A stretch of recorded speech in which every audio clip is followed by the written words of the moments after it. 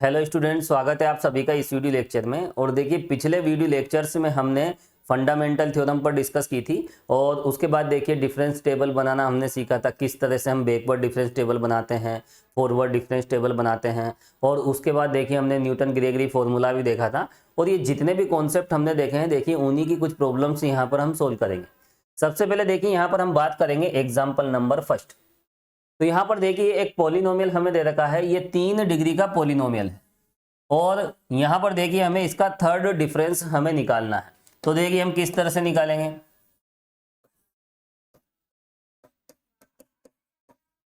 और यहां पर देखिए जो फंडामेंटल थ्योरम है डिफरेंस कैलकुलस की, उसका हम यहां पर यूज करेंगे। तो देखिए यहां पर delta cube of a x cube plus b x square plus c x plus d. यहां पर देखिए इस 3 डिग्री पॉलिनोमियल का हमें थर्ड डिफरेंस डेल्टा क्यूब हमें निकालना है। तो देखिए सबसे पहले यहाँ पर देखिए हम क्या करेंगे, इस डेल्टा क्यूब को अंदर डिस्ट्रीब्यूट करेंगे और डिस्ट्रीब्यूशन ला यहाँ पर अप्लाई करेंगे। देखिए ये जो कांस्टेंट है इसे तो हम आउट कर देंगे, ठीक है। तो यहाँ पर देखिए delta cube x cube plus b delta cube x square c delta cube x और डेल्टा क्यूब ऑफ कांस्टेंट, ये लीजिए। तो इस तरह से देखिए यहाँ पर हमने डेल्टा क्यूब को अंदर डिस्ट्रीब्यूट कर दिया है। अब देखिए फंडामेंटल थ्योरम क्या कहती है। Fundamental theorem of difference calculus, अंतर कलन का मूल प्रमेय, आपको मैंने बताया था। देखिए डेल्टा एन एक्स एन, अगर एन डिग्री पॉलिनोमियल का हम nth डिफरेंस निकालें, एन घात के बहुपद का अगर हम एनवां अंतर निकालते हैं तो वो किसके बराबर आता है, कांस्टेंट के बराबर। और वो जो भी कांस्टेंट होगा देखिए एन फैक्टोरियल के बराबर होगा। और यहां पर साथ में देखिए एच की पावर एन भी हम लगाते हैं, ये ध्यान रखना है। डेल्टा एन एक्स एन कितना होता है, एन फैक्टोरियल और एच की पावर एन। अब यहां पर देखिए एच की वैल्यू यदि 1 हो जाती है तो इसे हम हटा देंगे यहां पर, है ना, एच इक्वल 1 पर। तो ये आपको ध्यान रखना है। और जैसे ही देखिए डेल्टा पे पावर एक्स से ज्यादा होगी, एक्स पे कितनी पावर है, एन पावर है, और जैसे ही डेल्टा पे एक पावर ज्यादा हो जाएगी या फिर एक से ज्यादा कुछ भी, n+2 n+3 कुछ भी हो सकता है, यहां पर देखिए डेल्टा की पावर एक्स की पावर से ज्यादा होनी चाहिए। तो ऐसी कंडीशन में ये क्या होगा, देखिए 0 होगा। कितनी आसान सी बात है ना। एन डिग्री पॉलिनोमियल का nth डिफरेंस कांस्टेंट होता है और एन डिग्री पॉलिनोमियल का अगर हम एन से बड़ा डिफरेंस हम लेते हैं, एन से ज्यादा डिफरेंस हम लेते हैं तो फिर उसकी वैल्यू 0 हो जाती है। यहां पर चाहे तो आप डेल्टा n+2 एक्स एन ले लीजिए, वो भी 0 होगा। n+3 एक्स एन ले लीजिए, वो भी 0 होगा। एन यहाँ कितनी पावर है, एन, और डेल्टा पे जैसे ही उस एन से ज्यादा पावर होगी, एन से अधिक पावर होगी, तो वहां पर उसकी वैल्यू 0 हो जाती है। और यही है देखिए fundamental theorem of difference calculus, अंतर कलन का मूल प्रमेय। बताया था मैंने, इसको हमने प्रूफ भी किया था, ठीक है। तो यहां पर आप देख सकते हैं ए। अब यहां देखिए डेल्टा एन एक्स एन का फॉर्मूला यहां लगेगा। और देखिए डेल्टा एन एक्स एन क्या होता है, ये होता है देखिए 3 फैक्टोरियल, और यहाँ डेल्टा पे 3 पावर है तो ये लीजिए, है ना। डेल्टा एन एक्स एन क्या होता है, एन फैक्टोरियल एच की पावर एन। और यहाँ पर आप देख सकते हैं इसकी वैल्यू कितनी हो जाएगी, देखिए 0। क्यों हो जाएगी, क्योंकि एक्स की पावर तो 2 है, डेल्टा पे उससे ज्यादा पावर है, ठीक है। और इसकी वैल्यू भी कितनी हो जाएगी यहाँ पर, 0। और कांस्टेंट का जो डिफरेंस होता है, आपको बताया था, मैंने लिखवाया भी था, कांस्टेंट का डिफरेंस कितना होता है, 0 होता है। चलिए ये रिजल्ट यहाँ पर देखिए निकल जाता है और अब केवल कैलकुलेशन बाकी है। चाहे तो आप ये लिख लीजिए, we know that delta n x n equal n factorial h की पावर एन। और देखिए एक रिजल्ट और होता है, delta n+1 x n equal कितना होता है, 0। कॉमन सी बात है, जैसे ही डेल्टा पे ज्यादा पावर होगी तो वो किसके इक्वल हो जाएगा, 0 के इक्वल। और यहां पर देखिए ये डेल्टा n प्लस वन की यहाँ पर n प्लस टू भी हो सकता है, n प्लस थ्री भी हो सकता है। कहने का मतलब ये है कि यहाँ पर डेल्टा की जो पावर है x की पावर से ज्यादा होना चाहिए, ग्रेटर देन होना चाहिए, ठीक है। तो यहाँ पर देखिए इसको हम सोल्व करें तो यहाँ पर देखिए हमें ये सब जीरो हो जाएंगे, इसकी वैल्यू 6AH3। चलिए यही है फाइनल आंसर। बिल्कुल आसान सी प्रोसेस है। देखिए आप यहाँ पर डिफरेंस कैलकुलस की जो फंडामेंटल थ्योरम है उसका आप यूज कीजिए, और ये रही वो फंडामेंटल थ्योरम, और इसको हमने प्रूव भी किया था पिछले वीडियो लेक्चर्स में। चलिए आगे हम बढ़ते हैं, चलते हैं हम नेक्स्ट एग्जाम्पल पे। तो यहाँ भी देखिए हमें डेल्टा की 6 पावर, हमें यहाँ पर है ना 6th डिफरेंस, यानी हमें 6ठा अंतर यहाँ पर निकालना है। और देखिए डेल्टा की अगर हम डेफिनेशन अगर 6 बार अप्लाई करें तो देखिए ये जो क्वेश्चन है ना बहुत ही लेंथी हो जाता है, इसीलिए देखिए यहाँ पर फंडामेंटल थ्योरम का यूज किया जाता है। चलिए यहाँ पर हम इसे भी सोल्व कर लेते हैं, बहुत आसान और मजेदार क्वेश्चन है।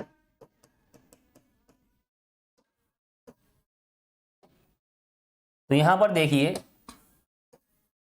डेल्टा की power 6 ax minus 1 bx square minus 1 cx cube minus 1, और साथ में देखिए यहाँ h की वैल्यू कितनी है, 1 है। h की वैल्यू यहाँ पर 1 हमें दे रखी है, जहां h बराबर 1। तो देखिए h की वैल्यू 1 है। अब हमें इसे कैलकुलेट करना है। देखिए डेल्टा पे जब 6 पावर आती है तो आप डेल्टा 6 के साथ x की 6 पावर को कैलकुलेट कीजिए, क्योंकि इसी का कोई ना कोई सॉल्यूशन हमें मिलेगा। और किस तरह से मिलेगा, देखिए इसका जो सॉल्यूशन होगा देखिए फैक्टोरियल 6 h की पावर 6 की फॉर्म में हमें मिल जाएगा।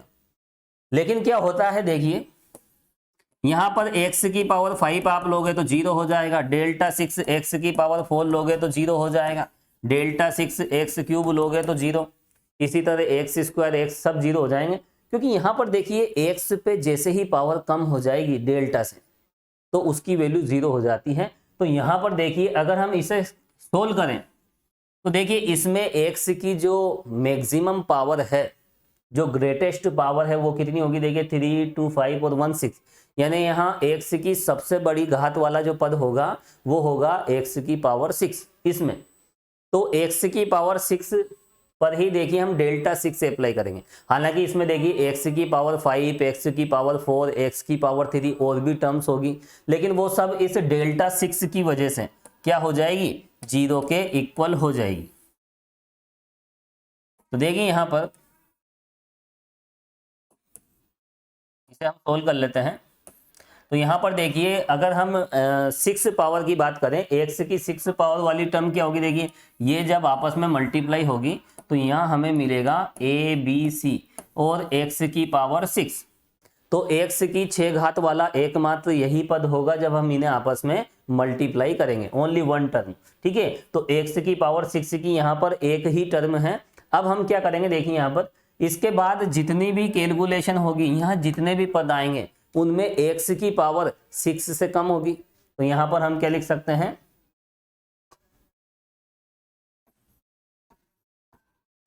x की 5 या इससे कम घात के पद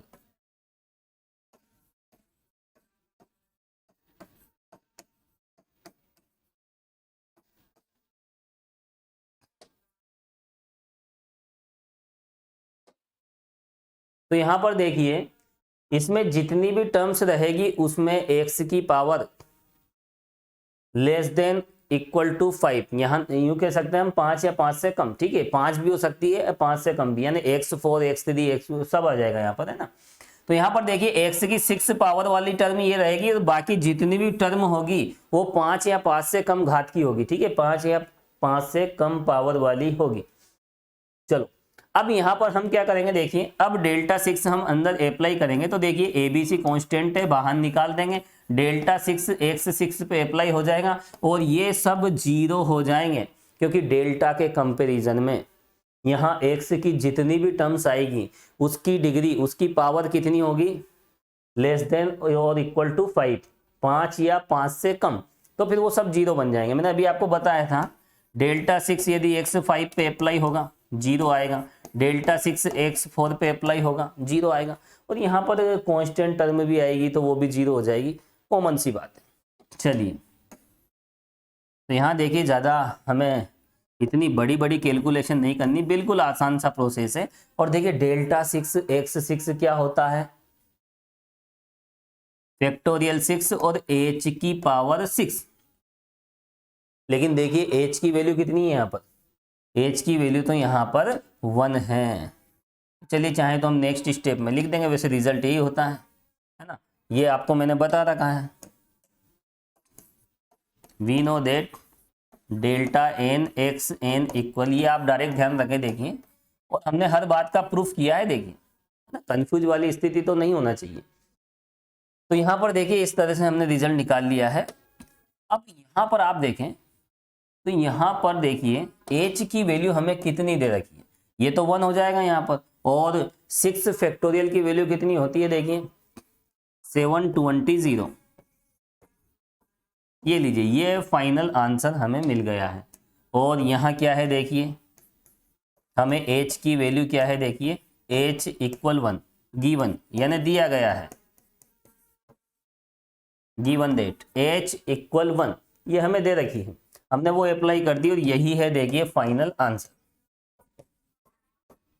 तो यहाँ पर देखिए जो भी हम यूज कर रहे हैं देखिए fundamental theorem of difference calculus, अंतरकलन का जो मूल प्रमेय है उसका हम प्रयोग कर रहे हैं। और अंतरकलन के मूल प्रमेय के आधार पर n घात के बहुपद का nवां अंतर अचर होता है और इसके बराबर होता है, और उससे ज़्यादा डिफरेंस हम लेते हैं n+1वां अंतर या फिर n+2वां अंतर, तो फिर वो क्या हो जाता है देखिए 0 हो जाता है।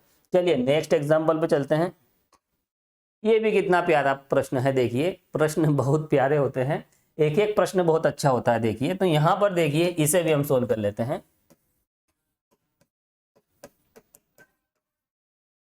बहुत अच्छे अच्छे प्रश्न है देखिए न्यूमेरिकल एनालिसिस में, और कैलकुलस पोर्शन है। स्टार्टिंग में आप ऑपरेटर्स पे फोकस करें, फिर ऑपरेटर में रिलेशन आप देखें, है ना, कैलकुलेशन करना आप थोड़ा सा क्या है कि इसमें प्रैक्टिस भी आपको करना है ना। ऐसा नहीं कि हमने कौन से पढ़ लिए, ये कलम चलानी पड़ेगी, प्रैक्टिस करनी पड़ेगी, तब जाके देखिए। क्योंकि जहाँ कैलकुलस आ जाती है तो कैलकुलस में देखिए कैलकुलेशन हमें करना पड़ता है, ठीक है। तो यहाँ पर आप कैलकुलेशन करते जाएं। तो देखिए क्वेश्चन क्या है यहाँ पर, हमें delta N A0 A1x A1 plus A2x और भी टर्म है देखिए A2 प्लस A3x,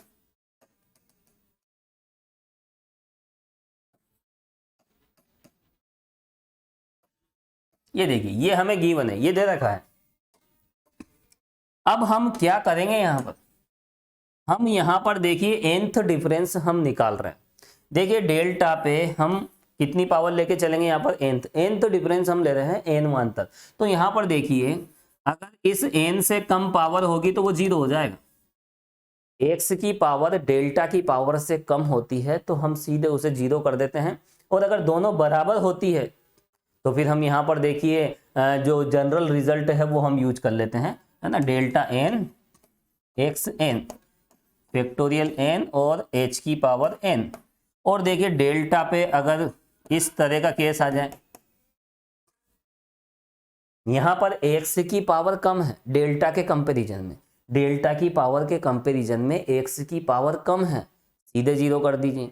दोनों इक्वल है, ये कंडीशन लगा दीजिए। और x की पावर अगर बड़ी हो जाती है तो फिर क्या करेंगे, फिर कोई ऑप्शन नहीं है, फिर तो यहां पर हमें कैलकुलेशन कर कर ही, है ना, रिजल्ट निकालना पड़ेगा, कहीं कोई दिक्कत नहीं है। चलिए इसे हम मिटा देते हैं। तो यहां पर देखिए डेल्टा की पावर अगर n है तो x की n पावर से कम जितनी भी टर्म है उन सब की वैल्यू कितनी हो जाएगी 0। तो यहां तो हमें डेल्टा की n पावर है तो x n पावर आप निकाल लीजिए। तो यहां पर देखिए x की पावर n कितनी है, यहां पर A0, देखिए x की n पावर हमें यहां पर कैलकुलेट करनी है। तो यहां पर देखिए हम x की n पावर कैसे हम देखिए फाइंड करेंगे, जब ये वाली टर्म इससे मल्टीप्लाई होगी, ये इससे मल्टीप्लाई होगी और ये इससे मल्टीप्लाई होगी। पहले तो ये देख लीजिए कितनी टर्म है, ये कितने फैक्टर हैं। देखिए यहाँ a0 है, यहाँ देखें आप ये पहली टर्म है, यहाँ पर a1 है, दूसरी टर्म में a2 a3, लास्ट वाली में an है। तो नंबर ऑफ टर्म्स कितनी है यहाँ पर n। यहाँ पर जो गुणनखंडों की संख्या है वो टोटल n है, ये n टर्म्स है। तो यहाँ पर देखिए इनको इससे इससे इससे मल्टीप्लाई करेंगे तो यहाँ पर x की n पावर वाली टर्म हमें मिलेगी। तो यहाँ पर देखिए हम क्या कह सकते हैं, a1 a2 फिर यहाँ पर देखिए a3, इस तरह से देखिए an, ये सब मल्टीप्लाई होंगे और यहाँ पर x की n पावर हमें मिल जाएगी।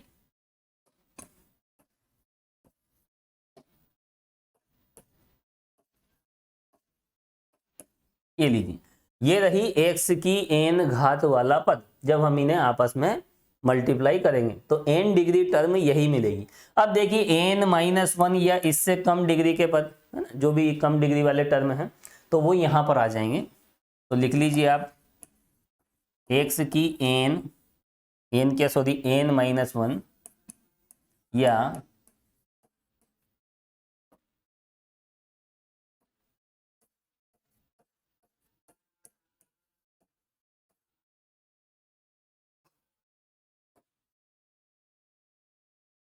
चलिए यही लिख देता हूं, इससे कम घात के पद।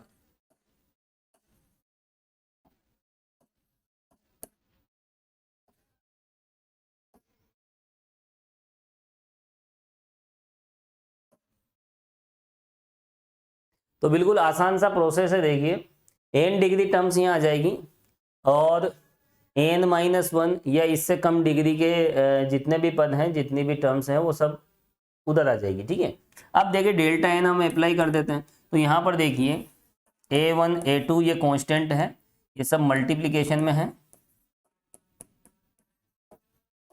और यहाँ पर देखिए डेल्टा n x n हमें मिलेगा और ये सब हो जाएंगे देखिए 0, है ना। फंडामेंटल थ्योरम का यूज कीजिए। डेल्टा के कंपैरिजन में अगर x की पावर कम हो जाती है तो यहाँ डेल्टा पे कितनी पावर है और यहाँ डिग्री क्या है, देखिए लेस देन और इक्वल टू -1, n-1 डिग्री की टर्म है या फिर उससे कम डिग्री की। ठीक है, तो यहाँ पर देखिए फाइनली ये 0 हो जाएगा।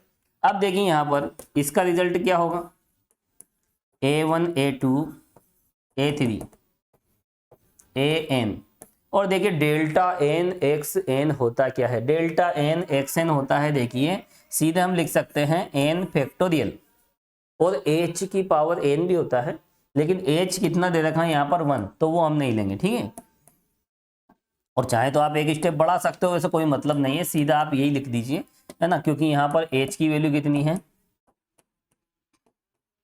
h इक्वल 1 ये हमें दे रखा है, गिवन है। और अगर h की वैल्यू 1 नहीं दी जाती तो फिर यहाँ पर हमें h की पावर n ये और लिख देना था, बाकी यहाँ पर हम h इक्वल 1 लेंगे, कॉमन सी बात है। और यही है देखिए प्यारा सा आंसर। बहुत मज़ेदार क्वेश्चन है, देखिए बहुत अच्छे क्वेश्चन है और इसी तरह के क्वेश्चन देखिए हम करते जाएंगे और ऐसे ऐसे ये न्यूमेरिकल एनालिसिस कंप्लीट हो जाएगी। आगे हम बढ़ते हैं, यहाँ पर देखिए इवेल्यूएट, यहाँ पर देखिए इसकी वैल्यू हमें फाइंड करना है और यहाँ पर देखिए सेकेंड डिफरेंस हमें निकालना है। तो देखिए ये इस तरह के क्वेश्चन तो हमने किए हैं पहले भी, बहुत आसान और मज़ेदार। लिखें आप सॉल्यूशन। तो यहां पर हमें क्या गिवन है, देखिए डेल्टा स्क्वायर a की पावर 2x प्लस a की power 4x upon a square -1 का होल स्क्वायर। और देखिए यहाँ पर h की वैल्यू 1 है, h कितना दे रखा है, 1 हमें दे रखा है।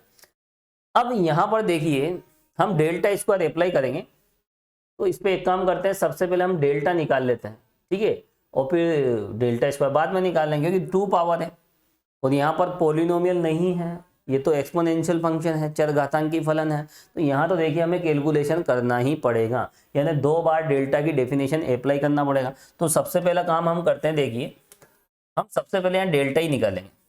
क्या निकालेंगे, डेल्टा। देखिए we know that delta of a की पावर 2x प्लस ए की power 4x divide by a square minus 1 का होल स्क्वायर। यहां पर आप देख सकते हैं ये कांस्टेंट टर्म है और जो कांस्टेंट टर्म होती है उसको ऑपरेटर से आप आउट कर दीजिए, बाहर निकाल दीजिए। तो यहां पर देखिए 1 अपॉन ए स्क्वायर माइनस 1 का जो होल स्क्वायर है इसे हमने बाहर कर दिया है। और चलिए इसको यहां लिख लेते हैं।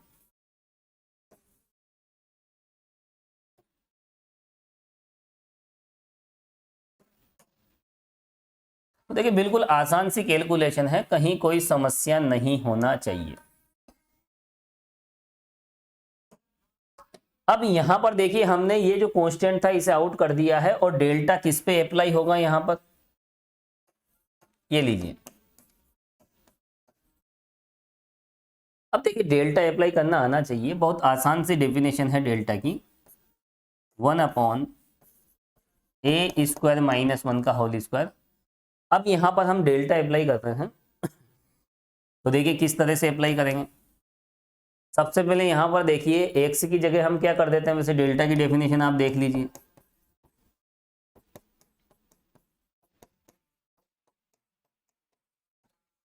यही होती है डेल्टा की डेफिनेशन। फंक्शन में एक्स की जगह हम एक्स प्लस एच पुट कर देते हैं और उसी फंक्शन को सब्ट्रैक्ट कर देते हैं। अब यहां पर देखिए हम यहां पर सबसे पहले हम एफ एक्स प्लस एच, तो क्या हो जाएगा देखिए एक्स की जगह क्या रख देंगे एक्स प्लस एच। अब देखिए एच की जगह हम 1 ले रहे हैं, इस बात का ध्यान रखना, प्लस ए की पावर 4, एक्स की जगह क्या रख रहे हैं एक्स प्लस एच और उसी फंक्शन को हम सब्ट्रैक्ट कर रहे हैं, दैट इज ए की पावर 2x माइनस ए की पावर 4x। इसी को हमने क्या कर दिया सब्ट्रैक्ट कर दिया। ये लगा दी हमने किसकी डेफिनेशन, डेल्टा की डेफिनेशन। कोई कंफ्यूजन नहीं होना चाहिए। फॉरवर्ड डिफरेंस ऑपरेटर किस तरह से हम अप्लाई करते हैं, सिंपल सी बात है। अब देखिए यहाँ पर हम कैलकुलेट कर रहे हैं और यहाँ चाहे तो आप लिख सकते हैं कि ऐसा क्यों हुआ है, उसका रीजन मैं बता देता हूँ। क्योंकि यहाँ पर एच की वैल्यू कितनी है 1 है। देखिए मच्छर आ जाते हैं बीच बीच में,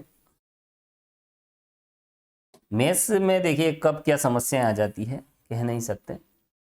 अब देखिए यहाँ पर आगे हम बढ़ रहे हैं, यहाँ पर ये एच की वैल्यू हमने 1 ली है ना, इस बात को भी आप लिख लीजिए। यहाँ एच की वैल्यू कितनी है देखिए 1 है, नोट कर लीजिए। लिखना पड़ता है, देखिए छोटी छोटी बातें भी लिखना पड़ता है। एच की वैल्यू कितनी है यहाँ पर 1 है। ये देखिए मच्छर यहाँ पर जैसे ही बोर्ड से टच होता है यहाँ पर देखिए डॉट डॉट कर गया है, इसको भी मिटाना पड़ेगा। देखिए मच्छर भी यहाँ पर लिखने का प्रयास कर रहे हैं। देखिए चलिए आगे हम बढ़ते हैं, तो यहाँ पर कैलकुलेशन करते जाएं। देखिए 1 अपॉन ए स्क्वायर माइनस 1। अभी देखिए डेल्टा की एक बार और डेफिनेशन हमें यहाँ पर अप्लाई करना है। तो यहाँ पर देखिए किस तरह का रिजल्ट मिला है। तो यहाँ पर हम क्या करेंगे, देखिए ए की पावर 2x इसमें भी है और इसमें भी है, तो हम ए की पावर 2x यहाँ से हम कॉमन ले लेंगे। तो यहाँ कितना मिलेगा देखिए ए स्क्वायर और यहाँ -1। अब ए की पावर 4x हम कॉमन ले लेंगे, तो यहाँ से कितना मिलेगा ए की पावर 4 और -1। कितनी आसान कैलकुलेशन है, देखो कहीं कोई समस्या नहीं। अब इसके बाद देखिए आगे हम बढ़ते हैं, एक स्टेप और मैनेज कर लेते हैं। देखो यहाँ पर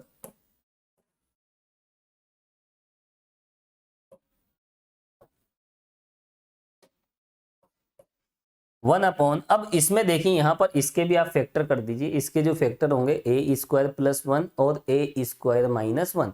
तो यहाँ पर देखिए क्या होगा, देखिए ए स्क्वायर -1 कॉमन आएगा और इसको कैंसिल कर देगा। तो यहाँ पर देखिए कितनी पावर रह जाएगी, ए स्क्वायर -1 की 1 पावर, और यहाँ पर देखिए हमें मिलेगा ए की पावर 2x।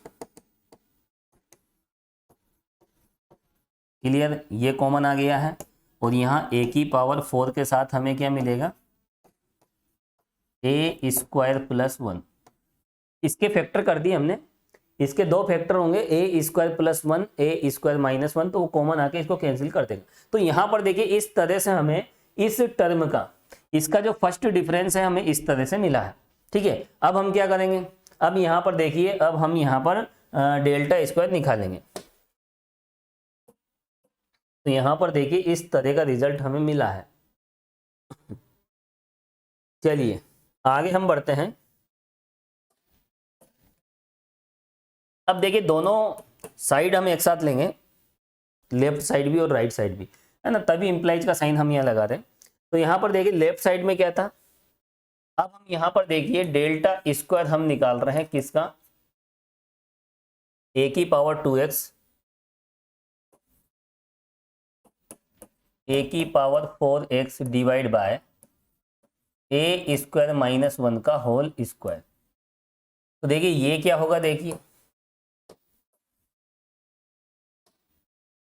ये हो जाएगा, देखिए डेल्टा ऑफ, इस तरह से हम देखिए डेल्टा को ब्रेक कर सकते हैं, ऑपरेटर को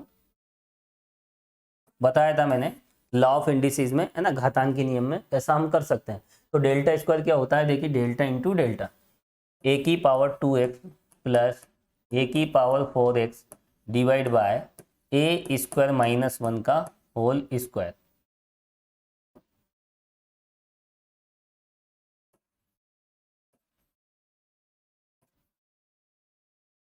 देखिए इस तरह से हमने, ये मच्छर फिर आई है, देखिए इसको मानना पड़ेगा। अब ये भी लिखने का प्रयास कर रहा है, यहाँ पर बीच बीच में ये आ जाते हैं डिस्टर्ब करने। वैसे ही तो मैथ्स में की सब बहुत सारी बातें समझाना पड़ता है, बीच बीच में मच्छरों को भी झेलना पड़ता है, क्या करें। चलिए ये देखिए मच्छर निशान बना गए हैं, इनको मिटा दिया जाए। ओके, तो यहाँ पर देखिए इस तरह से, देखिए हमने क्या किया यहाँ पर डेल्टा, और कहाँ पर थे, देखिए मच्छर ने डिस्टर्ब कर दिया था बीच में। ठीक है, तो यहाँ पर देखिए डेल्टा स्क्वायर को हमने इस तरह से लिखा है, और यहाँ पर देखिए इसको आप नंबर 1 कह दीजिए, ये हो जाएगी इक्वेशन नंबर फर्स्ट। अब यहाँ पर देखिए ये इंप्लाइज भी आप हटा लें तो फिर, है ना, उसको हमने इक्वेशन दे दिया। अब हम क्या कैलकुलेट कर रहे हैं, देखिए now delta square a2x plus a4x upon ये, इसकी वैल्यू हम कैलकुलेट कर रहे हैं। और यहाँ पर देखिए इसकी वैल्यू तो हम निकाल चुके हैं, यहाँ इसकी वैल्यू क्या है, देखिए इसका जो फर्स्ट डिफरेंस है हम इक्वेशन फर्स्ट में निकाल चुके हैं, क्या आया है, देखिए ये 1 अपॉन ए स्क्वायर माइनस 1। तो यहाँ पर इसकी जो वैल्यू आई थी, देखिए 1 अपॉन ए स्क्वायर माइनस 1, और देखिए यहाँ पर, ठीक है,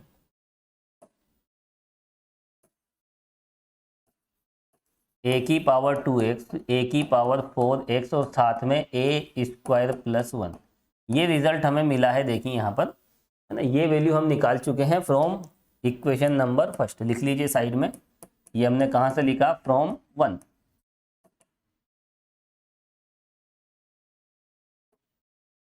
तो देखिए यहाँ पर अब हम क्या निकाल रहे हैं, डेल्टा स्क्वायर। तो डेल्टा स्क्वायर में हमने देखिए डेल्टा पहले ही निकाल लिया है, इसका डेल्टा हमने निकाल लिया है इक्वेशन फर्स्ट में, उसी का हमने यूज किया। अब यहाँ पर देखिए बिल्कुल आसान आसान सी कैलकुलेशन है, हम 1 अपॉन ए स्क्वायर को आउट कर देंगे, ये लीजिए, और यहाँ पर देखिए डेल्टा एक तो इस पे अप्लाई कर दीजिए, डेल्टा ए की पावर 2x प्लस ए स्क्वायर प्लस 1, ये भी कांस्टेंट है, और ये डेल्टा अप्लाई होगा किस पे, ए की पावर 4x। ऐसा हम कर सकते हैं, ऑपरेटर को अंदर हम ले रहे हैं, जितने भी कांस्टेंट है बाहर करते जाएं, और यही है, देखिए इसी को हम कहते हैं लीनियर प्रॉपर्टी, रेखिकता गुणधर्म। हालांकि देखिए इस प्रॉपर्टी को कौन ध्यान रखे, आप तो कैलकुलेशन करना सीखें बस, है ना। इसको क्या कहते हैं, इसको क्या कहते हैं, हम तो छोटी क्लास में जब होते हैं, जब हम ऐसे ही तो कैलकुलेशन करते हैं, इस तरह की कैलकुलेशन हम करते आए हैं। क्या लिखते हैं हम, 2x प्लस 2y। तो यहाँ पर देखिए हम कैलकुलेशन कर देते हैं, लेकिन इसको हम क्या कहते हैं, इसको कहते हैं डिस्ट्रीब्यूशन लॉ, बंटनता नियम हम कहते हैं। तो देखिए छोटी क्लास में हम बंटनता नियम नहीं समझते हैं, लेकिन फिर भी हम ऐसी कैलकुलेशन कर देते हैं। तो यहाँ पर देखिए छोटी छोटी बातें हैं, तो ऑपरेटर को अंदर ले लीजिए और जितने भी कांस्टेंट है आउट कर दीजिए। अब यहाँ पर देखिए 1 upon a square minus 1, delta आप अप्लाई कीजिए यहाँ पर, तो ए की power 2x plus h minus a की पावर 2x, डेल्टा हमने इस पे अप्लाई कर दिया। चलिए ए स्क्वायर प्लस 1, और यहाँ पर देखिए इस पे भी हम अप्लाई करेंगे,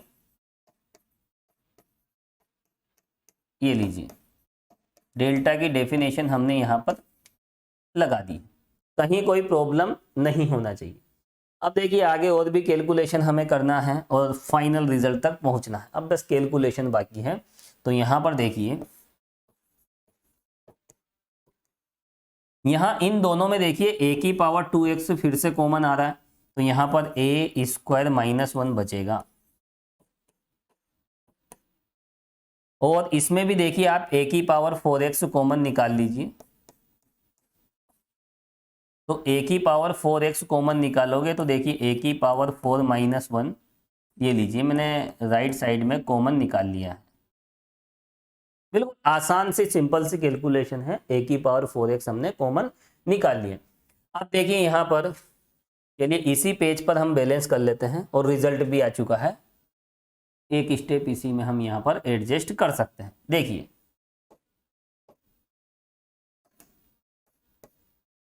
वन अपॉन, अब आप इसको अंदर मल्टीप्लाई कर दीजिए, सिंपल सी बात है, जब ये इससे मल्टीप्लाई होगा, यहाँ तो a की पावर 2x है, कितना है देखिए कॉमन लिया था ना हमने, क्या कॉमन लिया था, a की पावर 2x। अब देखिए इसको हम 1 अपॉन ए स्क्वायर माइनस 1 को अंदर मल्टीप्लाई कर रहे हैं, तो a की पावर कितना हो जाएगा देखिए 2x, ये इससे कैंसिल, प्लस साथ में क्या है देखिए a स्क्वायर प्लस 1। अब यहां पर देखिए इसके फिर आप फैक्टर कीजिए, इसके दो फैक्टर होंगे, ए स्क्वायर प्लस 1, ए स्क्वायर माइनस 1, और जो ए स्क्वायर माइनस 1 है वो इससे कैंसिल, तो यहाँ पर फाइनली ए स्क्वायर प्लस 1 और ए स्क्वायर प्लस 1 बचेगा, तो इसकी 2 पावर यहाँ पर आ जाएगी और ए की पावर कितनी है यहाँ पर 4x। यही है देखिए प्यारा सा रिजल्ट, फाइनल आंसर। देखिए इस तरह के छोटे छोटे क्वेश्चन है, देखिए कैलकुलेशन तो देखिए होगी, क्योंकि ये है डिफरेंस कैलकुलस, और जहां कैलकुलस होती है तो वहां पर इस तरह की सिंपल सिंपल कैलकुलेशन तो आ ही जाती है, कहीं कोई प्रॉब्लम नहीं होना चाहिए। चलिए आगे बढ़ते हैं, ये कौन सा एग्जाम्पल था, देखिए एग्जाम्पल नंबर 4। अब देखिए हम नेक्स्ट एग्जाम्पल पे चलेंगे, एग्जाम्पल नंबर 5। देखिए ये भी बहुत प्यारा क्वेश्चन है। तो यहाँ पर देखिए डिफरेंस टेबल बनानी है और इसकी 6th टर्म हमें निकालनी है। तो यहाँ पर देखिए कितनी प्यारी सीरीज दे रखी है, देखिए है ना, एक 8 है, फिर उसके बाद 12 आता है, फिर 19, 29, 42। तो यहाँ पर क्या आएगा इस जगह, यानी 6th टर्म क्या होगी, डिफरेंस टेबल बनाकर। देखिए अभी तक जितने भी हमने क्वेश्चन सोल्व किए हैं उसमें हमने फंडामेंटल थ्योरम का यूज किया है ना। और अब ये जो क्वेश्चन है देखिए, डिफरेंस टेबल बनाना मैंने आपको बता रखा है, डिफरेंस टेबल की हेल्प से यहाँ पर हमें इसकी 6th टर्म हमें निकालनी है। तो देखिए वो भी हम निकाल देंगे, पहले हम डिफरेंस टेबल यहाँ पर बना लेते हैं।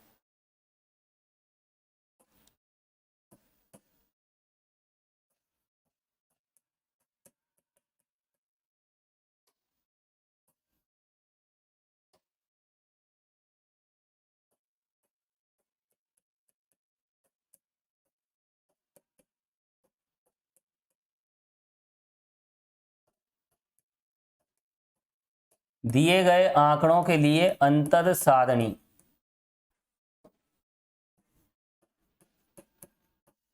तो लिख लीजिए आप difference table for given data.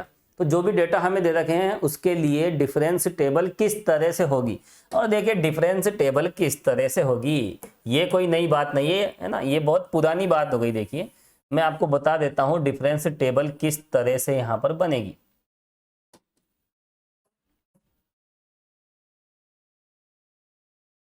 देखिए डिफरेंस टेबल में सबसे पहले क्या होता है, देखिए मैंने आपको बता रखा है, सबसे पहले क्या आता है, देखिए कौन सा कॉलम हम लेते हैं, सबसे पहले देखिए डिफरेंस टेबल में यहां पर एक्स हम लेते हैं।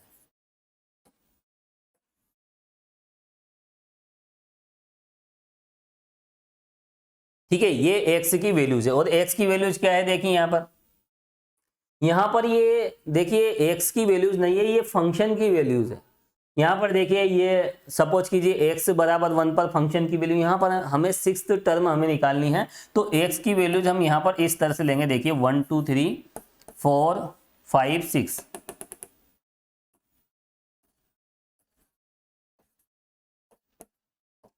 देखिए ये x की वैल्यू हमने ली है, और यहां पर देखिए जो फंक्शन की वैल्यू है वो इस तरह से हम लेंगे। फंक्शन की वैल्यू क्या है देखिए 8, 12, 19, 29 और ये है देखिए 42। हमें यहाँ पर देखिए पता नहीं है कि यहाँ क्या है। अब देखिए यहाँ पर जो भी क्वांटिटी है ना, जो भी नंबर आएगा वही हमें यहाँ पर फाइंड करना है। देखिए फर्स्ट टर्म क्या है 8 है, सेकंड टर्म क्या है 12 है, थर्ड टर्म क्या है 19 है। तो यहाँ पर देखिए x की वैल्यूज हम ऐसे लेंगे, ठीक है, ये 1 के करस्पॉन्डिंग, 2 के करस्पॉन्डिंग, 3 के करस्पॉन्डिंग, तो यहाँ पर 6 के करस्पॉन्डिंग जो भी फंक्शन की वैल्यू होगी वो हो जाएगी यहाँ पर 6th टर्म, छठा पद हो जाएगा वो। तो यहाँ पर देखिए छठा पद हमें निकालना। अब हमें यहाँ पर पता नहीं, मान लेते हैं यहाँ पर 6th टर्म क्या है u है। हमने क्या मान लिया 6th टर्म u है, ठीक है। तो यहाँ पर देखिए डिफरेंस टेबल हम किस तरह से बनाएंगे। देखिए आपको मैंने बता रखा, सबसे पहले क्या मिलेगा देखिए डेल्टा एफ एक्स हमें मिलेगा। और देखिए ये कैसे निकालें 12 में से। और यहाँ पर देखिए आप चाहे फॉरवर्ड डिफरेंस टेबल बनाएं या बैकवर्ड डिफरेंस टेबल बनाएं, बनाने का तरीका तो बिल्कुल सेम है, मैंने आपको बताया था पिछले वीडियो लेक्चर्स में। देखिए 12 में से 8 जाएगा तो कितना बचेगा 4, इसमें से ये सब्ट्रैक्ट कीजिए 7, इसमें से ये तो 10, और यहाँ पर अगर आप ये सब्ट्रैक्ट करोगे तो यहाँ कितना मिलेगा देखिए 13, और इसमें से ये सब्ट्रैक्ट करोगे तो u माइनस 42, ठीक है। यहाँ 6th टर्म हमने मान ली। अब देखिए यहाँ पर हम नेक्स्ट स्टेप में निकालेंगे देखिए डेल्टा स्क्वायर सेकेंड डिफरेंस। और सेकंड डिफरेंस कैसे निकलेगा देखिए यहाँ अगले जो कॉलम में जो भी आएगा तरीका वही है, बाद वाली में से पहली वाली वैल्यू आप सब्ट्रैक्ट कीजिए, है ना, बाद वाली में से जस्ट पहले वाली वैल्यू, है ना। तो 7 माइनस 4, 10 माइनस 7, और देखिए इसमें से ये सब्ट्रैक्ट कीजिए और इसमें से आप ये सब्ट्रैक्ट करोगे तो देखिए u माइनस कितना होगा यहाँ पर, इसमें से हम ये सब्ट्रैक्ट करेंगे तो यहाँ पर देखिए ये हो जाएगा 55। अब यहाँ पर देखिए सेकंड डिफरेंस क्या आ रहा है देखिए कांस्टेंट आ रहा है। तो हम यहाँ पर देखिए सिमिलरिटी से हम कह सकते हैं कि यहाँ पर ये भी कितना आना चाहिए, ये भी यहाँ पर 3 ही आना चाहिए। क्योंकि देखिए यहाँ पर जब इस तरह की कोई कंडीशन आ जाए कि यहाँ सारे डिफरेंस 3 है तो हम कह सकते हैं कि यहाँ भी क्या आएगा 3 आएगा। और देखिए अगर हम डेल्टा क्यूब निकालें, डेल्टा क्यूब एफ एक्स हम निकालें तो यहाँ कितना आएगा 0, और यहाँ कितना आएगा 0, और यहाँ पर कितना आ जाएगा देखिए u माइनस 58। और यहाँ पर देखिए थर्ड डिफरेंस क्या आ रहा है 0 आ रहा है, तो इसको हम 0 के इक्वल कर देंगे। तो यहाँ पर देखिए u की वैल्यू हमें कितनी मिलेगी यहाँ पर 58। तो बिल्कुल आसान सा क्वेश्चन है।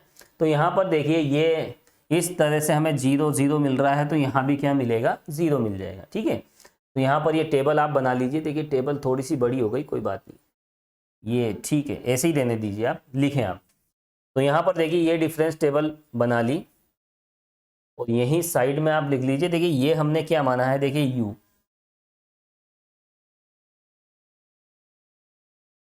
चलो कॉमन सी बात है, लिखें आप आगे, टेबल बना लीजिए। और टेबल से देखिए यहाँ पर ये थर्ड डिफरेंस 0 है, इसको भी 0 कर दीजिए और ये आ जाएगा u की वैल्यू 58। लिखें आप, देखिए delta cube f of x क्या होगा देखिए 0 होगा, है ना। डेल्टा क्यूब एफ एक्स कितना है यहाँ पर 0 है। तो यहाँ पर देखिए ये जो u माइनस 58 है ये भी कितना हो जाना चाहिए, u माइनस 58, ये भी यहाँ पर 0 हो जाना चाहिए। और देखिए u की जो वैल्यू है वो कितनी आई है देखिए 58। यहाँ पर लिख लीजिए आप 6th टर्म कितनी है, कहीं भी लिख लीजिए। देखिए 6th टर्म हमने क्या मानी यहाँ पर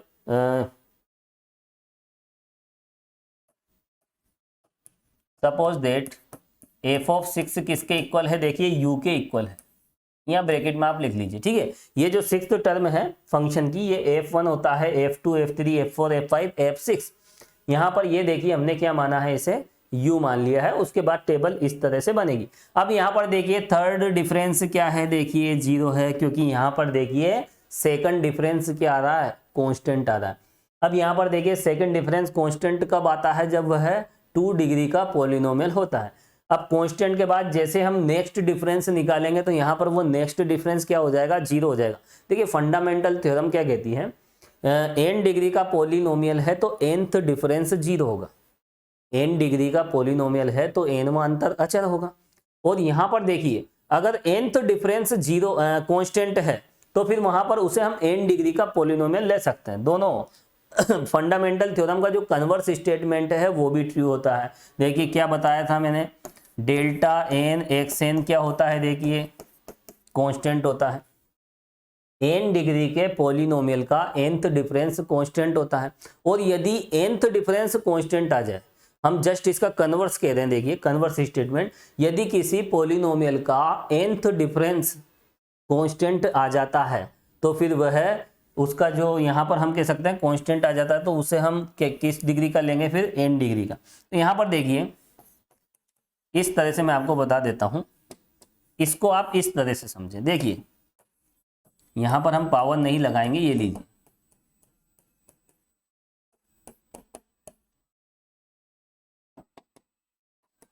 यहां पर आप यूं समझे इस थ्योरम को, फंडामेंटल थ्योरम का स्टेटमेंट देखें पहले। देखिए अगर कोई फंक्शन है वो n डिग्री का है, n डिग्री का फंक्शन, और डेल्टा n हम लेते हैं, nth डिफरेंस हम लेते हैं तो वो कांस्टेंट आता है। n डिग्री के पॉलिनोमियल का nth डिफरेंस क्या होता है, कांस्टेंट होता है। अब यदि किसी फंक्शन का nth डिफरेंस कांस्टेंट आ जाए, हम उल्टा भी कह सकते हैं, किसी फंक्शन का nth डिफरेंस अगर कांस्टेंट मिल रहा है तो वो फंक्शन n डिग्री का होता है। n डिग्री का फंक्शन है तो nth डिफरेंस कांस्टेंट होगा। और यदि nth डिफरेंस किसी फंक्शन का कांस्टेंट आ जाता है तो फिर वो फंक्शन n डिग्री का होगा। यानी कहने का मतलब ये है कि इसका कन्वर्स भी ट्रू होता है। लेकिन एक बात ध्यान रखना, x की वैल्यूज क्या होना चाहिए, इक्वल इंटरवल्स पे होना चाहिए। x की वैल्यूज इक्वल इंटरवल्स पे है और किसी फंक्शन का nth डिफरेंस हमें क्या मिल रहा है, कांस्टेंट मिल रहा है, इसका मतलब वो फंक्शन n डिग्री का है। क्लियर, सिंपल सी बात है। तो फंडामेंटल थ्योरम क्या कहती है, n डिग्री का पॉलिनोमियल है तो nth डिफरेंस कांस्टेंट होगा। और यदि किसी फंक्शन का nth डिफरेंस कांस्टेंट आ जाए, nवां अंतर अचर आ जाए तो वो फंक्शन फिर n घात का माना जा सकता है, n डिग्री का होगा। ठीक है, लेकिन x की वैल्यूज क्या होना चाहिए, इक्वल इंटरवल्स पे होना चाहिए।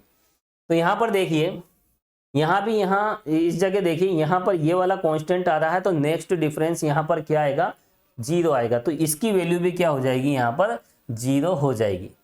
अब हम आगे बढ़ें और यहाँ पर देखिए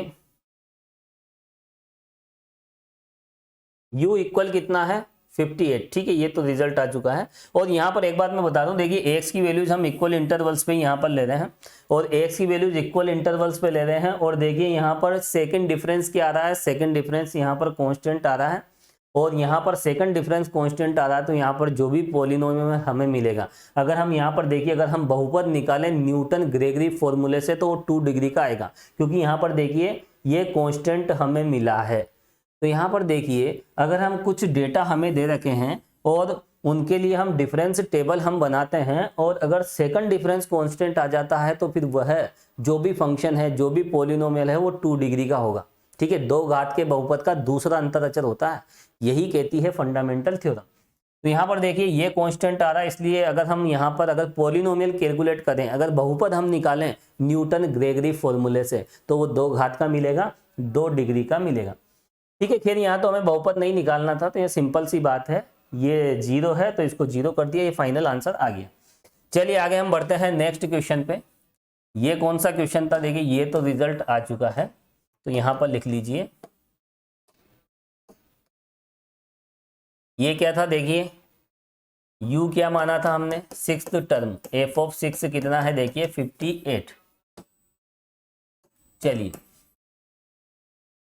ये था यहाँ पर एग्जाम्पल। चलिए कौन सा था, इससे पहले हमने 4th, ये हो गया 5th, और अब देखेंगे एग्जाम्पल नंबर 6।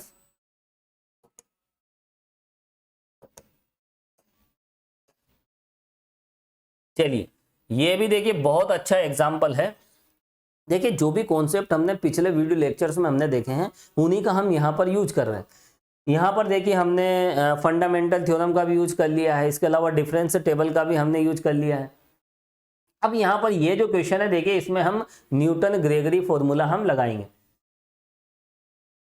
हालांकि देखिए इसको भी हम न्यूटन ग्रेगरी से सोल्व कर सकते हैं। ये जो भी क्वेश्चन है यहाँ आप टेबल बना लीजिए, और टेबल बनाने के बाद देखिए इसका हम न्यूटन ग्रेगरी फॉर्मूला यहाँ पर लगा सकते हैं, कहीं कोई प्रॉब्लम नहीं है। और न्यूटन ग्रेगरी फॉर्मूला हम कैसे लगाते हैं, है ना, फंक्शन की कोई सी भी वैल्यू जब हम निकालते हैं तो वहाँ पर देखिए न्यूटन ग्रेगरी फॉर्मूले का हम यूज करते हैं। ठीक है, ये बात मैंने आपको बताई थी जब हमने कॉन्सेप्ट देखा था, न्यूटन ग्रेगरी फॉर्मूले को डेराइव किया था उस वक्त बताई थी। तो यहाँ पर देखिए डिफरेंस टेबल में हम जो भी अननोन है उस अननोन फंक्शन को लेकर इस तरह से हम टेबल बनाएं, और यहाँ पर कंपेयर करके भी हम रिजल्ट निकाल सकते हैं। लेकिन जब फंक्शन की कोई पर्टिकुलर वैल्यू पूछी जाती है तो न्यूटन ग्रेगरी बहुत अच्छा फॉर्मूला है, उसी का हम यूज करते हैं। अब देखिए यहाँ पर, हालांकि देखिए इसको मैं न्यूटन ग्रेगरी से भी बता दूंगा, पहले हम इस क्वेश्चन को देख लीजिए। यहाँ पर इसको हम किससे सोल्व कर रहे हैं, न्यूटन ग्रेगरी से। ठीक है, देखिए यहाँ पर इस तरह के क्वेश्चन बहुत इंपॉर्टेंट होते हैं, और एग्जाम में भी देखिए इस तरह के क्वेश्चन आ ही जाते हैं, बहुत अच्छे अच्छे प्रश्न हैं। तो यहाँ पर देखिए क्वेश्चन को आप समझे, देखिए 1951 है ना, 1961 और 1971 और 1981। तो यहाँ पर देखिए 1951, 61, 71, 81, इसमें जो जनसंख्या है, जो पॉपुलेशन है वो कितनी है देखिए, है ना, लेख में है ये 352 लेख। यहाँ कितनी है देखिए 405, 473 और 554, ये लीजिए। तो देखिए क्वेश्चन को पहले समझे 1951 में कितनी जनसंख्या है देखिए 352 लाख। ठीक है, 1961 में 405 लाख हो जाती है, उसके बाद देखिए यहाँ पर 473 लाख, 554 लाख। तो यहाँ पर देखिए 2011 में कितनी जनसंख्या होगी, 2011 में कितनी पॉपुलेशन है, तो यहाँ पर ये हमें फाइंड करना है। तो देखिए इस ईयर में देखिए पॉपुलेशन इतनी थी, ये सब देखिए यहाँ पर जनसंख्या लाखों में है ना, पॉपुलेशन इन लेक्स। तो यहाँ पर देखिए 1951 में इतने लेख थी, फिर उसके बाद इतनी हो गई, तो यहाँ पर 2011 में कितनी है। तो यहाँ पर देखिए इसको हम x और fx में मान लेंगे, माना कि ये x की वैल्यूज है और ये fx की वैल्यू है। ठीक है, तो देखिए x बराबर 1951 कितनी है 352, और देखिए 61 में कितनी हो गई 405। तो यहाँ पर देखिए इस तरह से हम एक डिफरेंस टेबल यहाँ पर बनाएंगे। तो देखिए x की वैल्यूज आपको दे रखी है, फंक्शन की वैल्यूज आपको दे रखी है, और यहाँ पर फंक्शन की वैल्यूज हमें निकालना है f ऑफ 2011, यानी इस 2011 में कितनी जनसंख्या होगी, यानी हमें ये निकालना है। और फंक्शन की वैल्यू हम निकालते हैं तो वहां पर देखिए न्यूटन ग्रेगरी फॉर्मूला हम यूज कर सकते हैं, क्योंकि न्यूटन ग्रेगरी फॉर्मूले के लेफ्ट साइड में क्या होता है, a प्लस एम एच। और मैंने आपको बताया था ये जो a प्लस एम एच है ये एक जनरल टर्म होती है m की वैल्यू पे, है ना, m की डिफरेंट वैल्यूज पे हमें यहाँ पर हमें बहुत सारी वैल्यूज मिल सकती है, कोई सी भी वैल्यूज। इस a प्लस एम एच को हम कुछ भी बना सकते हैं, a प्लस एम एच को हम 2011 भी बना सकते हैं, a प्लस एम एच को हम 2021 भी बना सकते हैं। तो यहाँ पर देखिए इसको हम कैसे ही बदल सकते हैं, m की एक पर्टिकुलर वैल्यू पर हम a प्लस एम एच से कोई सी भी टर्म हम फाइंड कर सकते हैं। यह है न्यूटन ग्रेगरी फॉर्मूला, और ये किस तरह से होता है अभी हम लिखेंगे, डिस्कस भी करेंगे। तो यहाँ पर देखिए f ऑफ 2011 हमें चाहिए। अभी जैसे इससे पहले हमने एक क्वेश्चन किया देखिए, हालांकि इसमें क्वेश्चन में क्या बताया देखिए, अंतर सारणी बनाकर, डिफरेंस टेबल बनाकर ही सोल्व करना है, न्यूटन मेथड हमें यूज नहीं करना है। तो यहाँ पर देखिए हालांकि हम न्यूटन मेथड भी यूज कर सकते हैं, क्योंकि जब न्यूटन मेथड हम यूज करते हैं न्यूटन ग्रेगरी फॉर्मूला, तो देखिए डिफरेंस टेबल तो उसमें भी बनाई जा सकती है ना, उसमें भी बनाते ही हैं। तो यहाँ पर देखिए आप ऐसे कीजिए या फिर न्यूटन मेथड से कीजिए, दोनों से देखिए रिजल्ट यही आएगा। अभी मैं इसको न्यूटन से भी बता दूंगा, पहले हम इस क्वेश्चन को समझ लेते हैं। चलिए सबसे पहले हम डिफरेंस टेबल बना लेते हैं। लिखें आप difference table for given data, दिए गए आंकड़ों के लिए अंतर सारणी।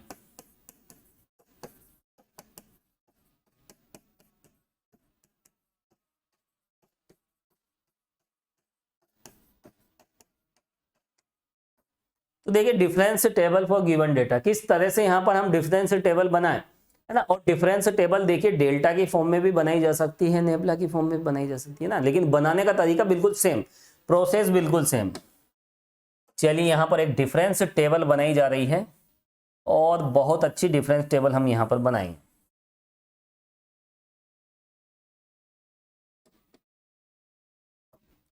यहाँ पर देखिए एक्स की वैल्यू है,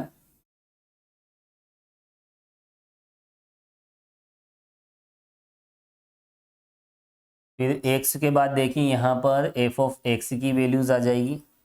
और देखिए इसमें कितनी टर्म है, यहाँ पर 1 2 3 4 4 टर्म हमें दे रखी है। तो यहाँ कितनी दे जाएगी डेल्टा में, यहाँ 3 टर्म आ जाएगी, 3 के बाद 2 और 2 के बाद 1, इतनी सी टेबल यहाँ पर बनेगी।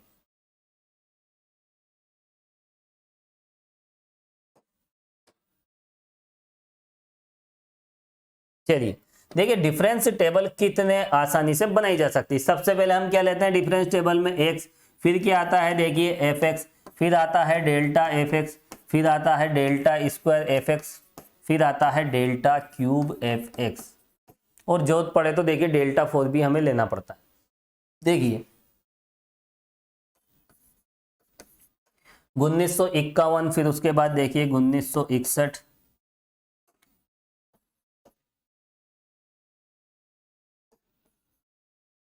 और ये लीजिए। तो देखिए ये हम x की वैल्यू ले, क्योंकि यहाँ पर देखिए करस्पॉन्डेंसी हमें देखनी है, इसके करस्पॉन्डिंग ये है, इसके करस्पॉन्डिंग ये है ना, इससे रिलेटेड ये है, इससे रिलेटेड ये है। तो यहाँ पर एक फंक्शन हम ले सकते हैं, ये सब x की वैल्यूज हो जाएगी और ये सब फंक्शन की वैल्यूज हो जाएगी। इससे पहले वाला जो क्वेश्चन था देखिए यहाँ पर, ये हमें 6th टर्म निकालनी है। तो हम क्या करेंगे देखिए, ये है फर्स्ट टर्म, ये है second term, third fourth fifth, तो 6th टर्म क्या होगी। तो यहाँ पर देखिए फर्स्ट टर्म कौन थी 8, सेकंड कौन थी 12, थर्ड कौन थी। तो इस तरह से यहाँ पर x की वैल्यूज 1 2 3 4 इस तरह से ले सकते हैं, और यहाँ पर फंक्शन की वैल्यूज हमें यहाँ पर दे रखी है। तो इस तरह से देखिए हमने डिफरेंस टेबल बनाई, और यहाँ पर देखिए इस तरह से हमने रिजल्ट कैलकुलेट किया है। अब देखिए यहाँ पर, यहाँ तो देखिए ये सब इसके ऊपर देखिए एक जैसी वैल्यूज हमें मिली थी, और अगर यहाँ पर देखिए अगर डिफरेंट वैल्यूज मिलेगी तो फिर डिफरेंस टेबल से कोई आइडिया नहीं लगेगा, ध्यान रखना। यहाँ भी देखिए 0 0 आ रही थी, तो हमने कह दिया ये भी 0 है ना, जब ऊपर वाले सब 0 हैं तो ये भी 0। लेकिन यहाँ पर देखिए 5 आता, यहाँ 10 आता, तो फिर यहाँ प्रॉब्लम हो जाती, ठीक है। तो यहाँ फिर देखिए फिर अलग तरीके से हमें फिर न्यूटन मेथड ही लगाना पड़ता। तो देखिए न्यूटन मेथड ही आप अप्लाई करें, वो सबसे बेस्ट है। तो यहाँ पर देखिए न्यूटन मेथड हम अप्लाई करेंगे, और इस तरह के जितने भी क्वेश्चन है देखिए कुछ x की वैल्यूज दे रखी है, और आपको यहाँ पर कुछ फंक्शन की वैल्यूज दे रखी है, और x की आने वाली वैल्यूज पर अगर हमें फंक्शन की वैल्यूज निकालनी है तो फिर हम न्यूटन मेथड ही यूज करेंगे, और न्यूटन ग्रेगरी फॉर्मूला यूज करेंगे, ठीक है। तो यहाँ पर 1981 के बाद देखिए 2011 में, आगे चलने पर हमें 2011 में कितनी जनसंख्या हमें मिलेगी, तो उसके लिए हम न्यूटन मेथड यूज करेंगे। यहाँ पर देखिए 1951 में कितनी थी जनसंख्या, 352 लाख थी, और उसके बाद देखिए 405, और उसके बाद देखिए 473 लाख हो गई, और उसके बाद देखिए 554 लाख। ये लीजिए।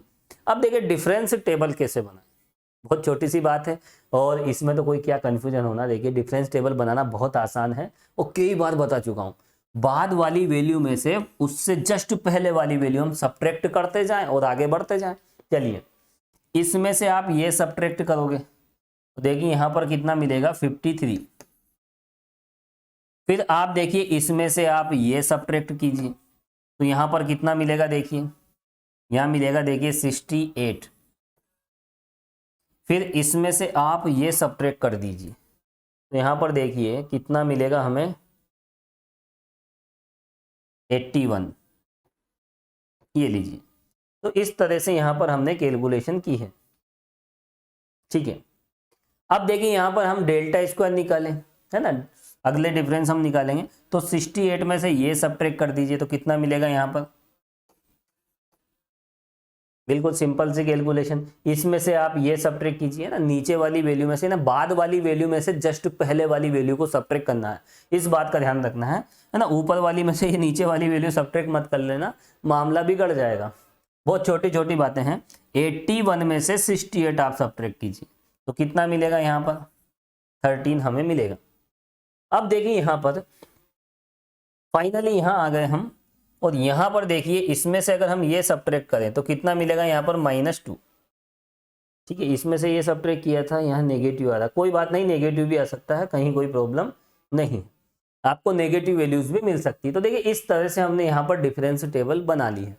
अब हमें क्या करना है, देखिए 2011 में हमें पॉपुलेशन निकालना है कि कितनी है। तो यहाँ पर देखिए न्यूटन ग्रेगरी फॉर्मूला हम लगाएंगे। तो लिखिए आप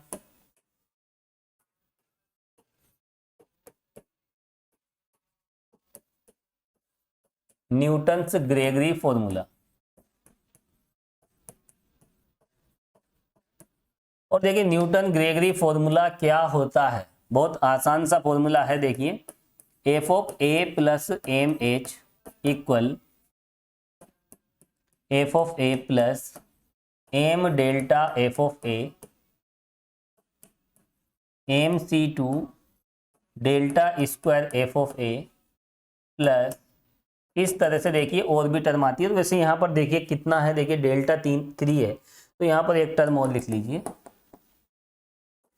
क्योंकि डिफरेंस टेबल में डेल्टा 3 आ रहा है। तो देखिए m c 3 delta 3 f of ए,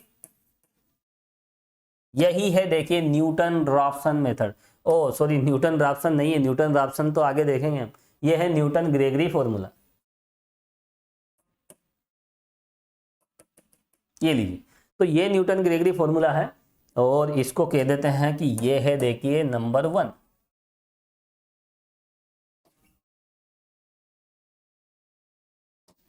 ठीक है, इसको इक्वेशन फर्स्ट बोल दीजिए। अब इस फॉर्मूले का हमें यूज करना है और हमें निकालना है देखिए एफ ऑफ 2011, यही हमें निकालना है, 2011 पर फंक्शन की वैल्यू है ना, फलन का मान। अब देखिए यहाँ पर आप इससे कंपेयर कीजिए, तो a प्लस एम एच क्या बनना चाहिए, अरे a प्लस एम एच को हमें 2011 बनाना है, और जैसे ही ये 2011 बनेगा तो राइट साइड को कैलकुलेट करने पर हमें रिजल्ट मिल जाएगा। कितनी सिंपल सी बात है। चलिए तो यहाँ हम क्या करें, देखिए मान के चलेंगे, देखिए यहाँ इसे हमें 2011 बनाना है। देखिए यहाँ पर 2011 में पॉपुलेशन चाहिए, तो a प्लस एम एच को क्या बना देंगे, 2011 बना देंगे। सपोज कीजिए हमें 2051 इस पे पॉपुलेशन चाहिए, तो हम इसे क्या बना देंगे, इसे हम यहाँ पर 2051 बना देंगे। ठीक है, और सपोज कीजिए हमें 2022 में जनसंख्या चाहिए, तो हम क्या करेंगे, इसको हम 2022 बना देंगे। अब कैसे बनाएं, हम सीधा सपोज कर लेंगे, मान लेंगे, बहुत छोटी सी बात है। चलिए तो यहां पर हम मानेंगे, देखिए सपोज दैट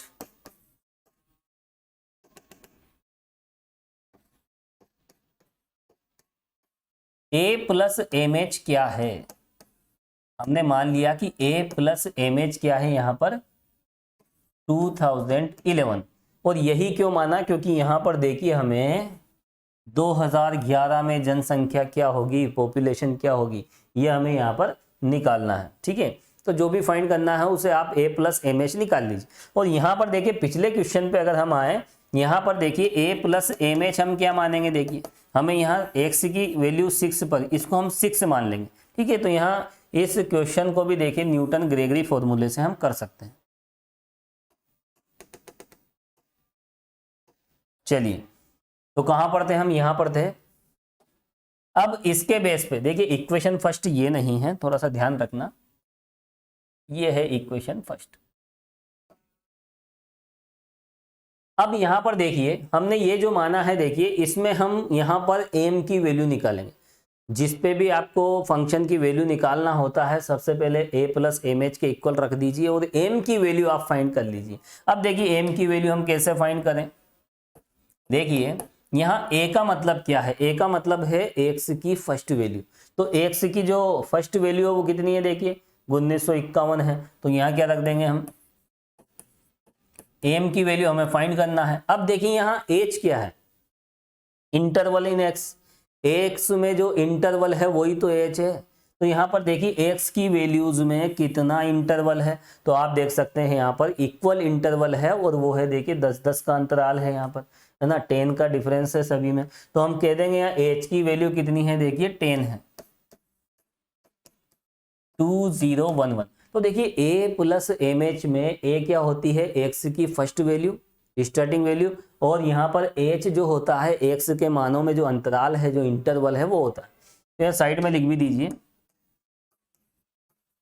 यहाँ देखिए ए कितना था, देखिए ए तो था 1951 और एच की जो वैल्यू थी वो थी 10, वो हमने यहाँ पर पुट कर दी है। और पुट करने पर जब कैलकुलेशन करेंगे तो देखिए हमें एम की वैल्यू क्या मिलेगी, तो यहाँ पर देखिए 10 एम इक्वल, अब देखिए 2011 में से 1951 आप सब्ट्रैक्ट कीजिए तो यहाँ पर मिलेगा हमें 60, कितना मिलेगा, और फाइनली इससे हमें एम की वैल्यू क्या मिल जाएगी, देखिए यहाँ पर 6, एम की वैल्यू हमें कितनी मिली है, देखिए 6। अब ये सभी वैल्यूज हम कहाँ पुट करेंगे, देखिए इक्वेशन फर्स्ट में लिखिए आप, समीकरण 1 में आवश्यक मानों को रखने पर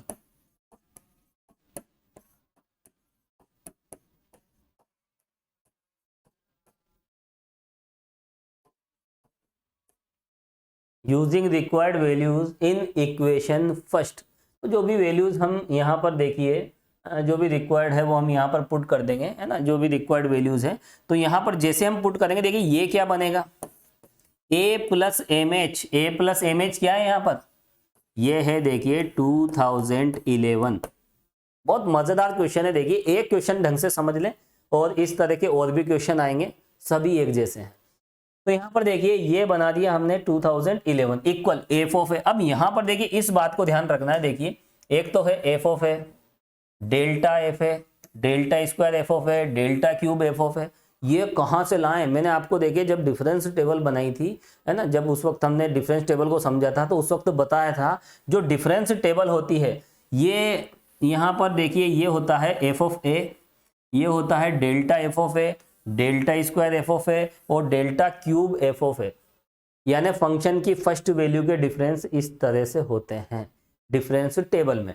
तो यहाँ पर देखिए ये वैल्यूज हम लेंगे, इस तरह से आप इसको अंडरलाइन भी कर सकते हो, सर्कल बना सकते हो, इनका हम यूज करेंगे। तो न्यूटन ग्रेगरी फॉर्मूले में जो फंक्शन की वैल्यू और फंक्शन के जो डिफरेंस हैं, यहाँ पर देखिए ये है फंक्शन की वैल्यू और ये है फंक्शन के डिफरेंस, और यहाँ पर फर्स्ट वैल्यू के ही डिफरेंस होते हैं, देखिए इस फॉर्मूले में f of a, delta f of a, ये टर्म यहाँ पर डिफरेंस टेबल में ऊपर ही ऊपर मिलती है टॉप में, ठीक है। तो यहाँ पर देखिए इन सब की वैल्यूज हम यहाँ पर पुट करेंगे, तो देखिए फंक्शन की वैल्यू कहाँ से लेंगे, इस डिफरेंस टेबल में इस फंक्शन की वैल्यू में ऊपर ही ऊपर 352, फिर क्या है देखिए प्लस एम की वैल्यू कितनी है यहाँ पर 6, और देखिए अब हम बात कर रहे हैं डेल्टा एफ ए यानी first difference delta f of a, तो डेल्टा एफ ऑफ ए यहाँ पर देखिए फर्स्ट डिफरेंस में ऊपर ही ऊपर ले लीजिए, यही है डेल्टा एफ ऑफ ए। तो यहाँ पर ये कितना है देखिए 53, आगे क्या है देखिए m c two that is 6c2, clear. अब देखिए यहाँ पर सेकंड डिफरेंस, और सेकंड डिफरेंस आप डिफरेंस टेबल में सबसे ऊपर का ले लीजिए, जब थर्ड डिफरेंस पाएंगे तो थर्ड डिफरेंस भी आप टेबल में ऊपर ही ऊपर वाला ले लीजिए, बिल्कुल आसान सी बात है। चलिए तो 6c2 delta square, second difference कहाँ से लेंगे, सेकंड डिफरेंस हम यहाँ से लेंगे ऊपर ही ऊपर, कितना है देखिए 15, तो यहाँ पर देखिए ये हो गया सेकंड डिफरेंस, और देखिए उसके बाद क्या है MC3, और यहाँ है थर्ड डिफरेंस। तो न्यूटन ग्रेगरी फॉर्मूले में जो थर्ड डिफरेंस होता है यहाँ टेबल में आप ऊपर ही ऊपर से ले लीजिए, तो टॉप में यही है, सिंगल ही है, यही टॉप में है, ठीक है, -2। तो यहाँ कितना है देखिए -2, बिल्कुल आसान सी कैलकुलेशन है, इसे आप सोल्व कीजिए। तो जैसे आप इसे सोल्व करोगे तो 2011 में जो पॉपुलेशन है वो मिल जाएगी। सोल्व कर लेते हैं, अब बचा ही क्या है देखिए, सोल्व कर लेते हैं, ठीक है।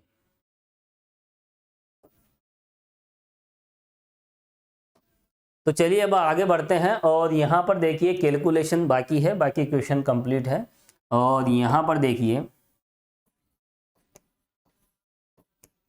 और ये हो जाएगा देखिए ये लीजिए, और देखिए 6c2 की वैल्यू कितनी होती है 6 × 5/2, तो ये हो जाएगी देखिए यहाँ पर 15।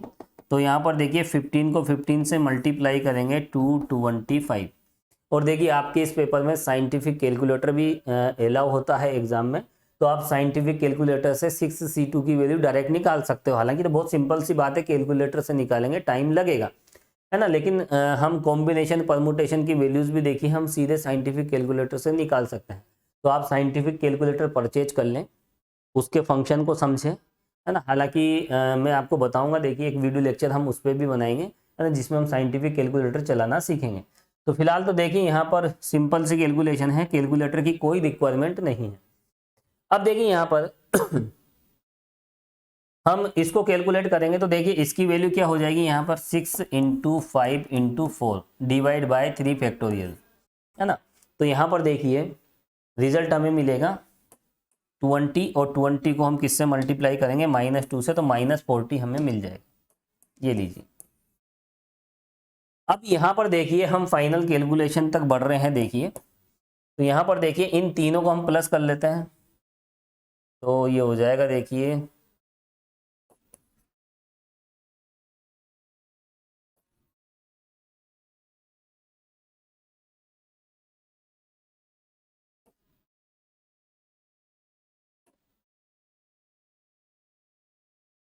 ये 1 हो जाएगा, 2 1 3 3 एंड 4 और 5 9, ठीक है, ये लीजिए। और यहाँ पर कितना है, देखिए इस तरह का रिजल्ट हमें मिला है। अब यहाँ पर देखिए हम इसे भी सोल्व कर लेते हैं, और यहाँ पर इसे हम सोल्व करेंगे तो देखिए यहाँ हमें कितना मिलेगा, 855,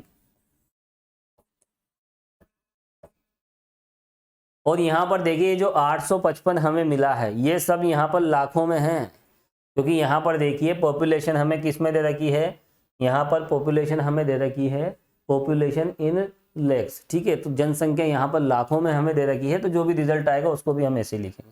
तो यहाँ पर लिखिए जनसंख्या कितनी मिली है, देखिए 855 लाख। तो हम कह सकते हैं कि सन 2011 में जनसंख्या कितनी होगी, 855 लाख होगी। चलिए यहीं पे एडजस्ट कर लेते हैं,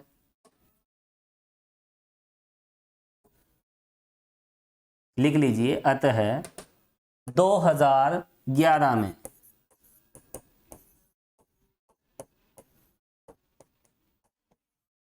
जनसंख्या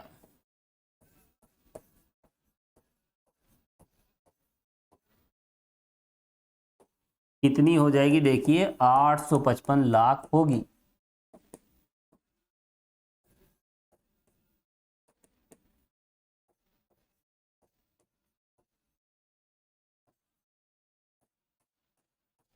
और यही हमें यहाँ पर लाकर दिखाना था, यही बताना था कि 2011 में जनसंख्या कितनी है। बहुत अच्छा प्रश्न है, देखिए बहुत मामूली सा प्रश्न है और कहीं कोई समस्या नहीं है। देखिए ये फॉर्मूला आप लगा दीजिए, और जो भी आपको चाहिए a प्लस एम एच के इक्वल रख दीजिए। हमें 2011 में जनसंख्या चाहिए थी, तो हमने a प्लस एम एच को 2011 के इक्वल रख दिया और m का मान निकाल लिया। m का मान आया 6। ये सब वैल्यूज उठाकर हम कहाँ पुट कर देंगे, इस फॉर्मूले में पुट कर देंगे, जहां पर m की वैल्यूज तो हमने यहाँ से फाइंड कर ली है। और रही बात f ऑफ a डेल्टा, है ना, ये जितने भी delta, delta square, delta cube, और यहाँ पर फंक्शन की वैल्यूज कहाँ से लेंगे, डिफरेंस टेबल में टॉप में से, है ना, ऊपर ऊपर जो भी यहाँ पर मिलेगा यहीं से हम वो वैल्यूज ले लेंगे। तो यहाँ पर देखिए इस फॉर्मूले में ये वैल्यूज तो आपको टेबल से मिलेगी, ये जितने भी डिफरेंस है तो ये तो हम टेबल से उठा लेंगे। और रही बात m की वैल्यू, तो m की वैल्यू हम यहाँ से निकाल लेंगे। जो भी हमें फाइंड करना है उसको हम a प्लस एम एच के इक्वल रखेंगे और m की वैल्यू निकालेंगे, और जो m की वैल्यू आएगी वो यहाँ रख देंगे, और बाकी जितनी भी अननोन क्वांटिटीज है वो तो हमें टेबल से मिल जाएगी। फाइनल कैलकुलेशन करेंगे, रिजल्ट आ जाएगा। बहुत आसान सी प्रोसेस है, कहीं कोई समस्या नहीं है, बिल्कुल सिंपल सिंपल सी बातें हैं। तो ये कौन सा एग्जाम्पल था, देखिए फर्स्ट एग्जाम्पल। चलिए यहाँ पर सीक्वेंस कुछ भी हो सकती है ना। इसके बाद हम एक नेक्स्ट एग्जांपल देखेंगे। और मैंने आपको क्या बताया, देखिए यहाँ भी हम डिफरेंस टेबल का यूज करके हम ऐसा कर सकते हैं। यहाँ पर देखिए आप इसको टेबल में ही न बनाएं, ये वाला पोर्शन बिल्कुल हटा दें।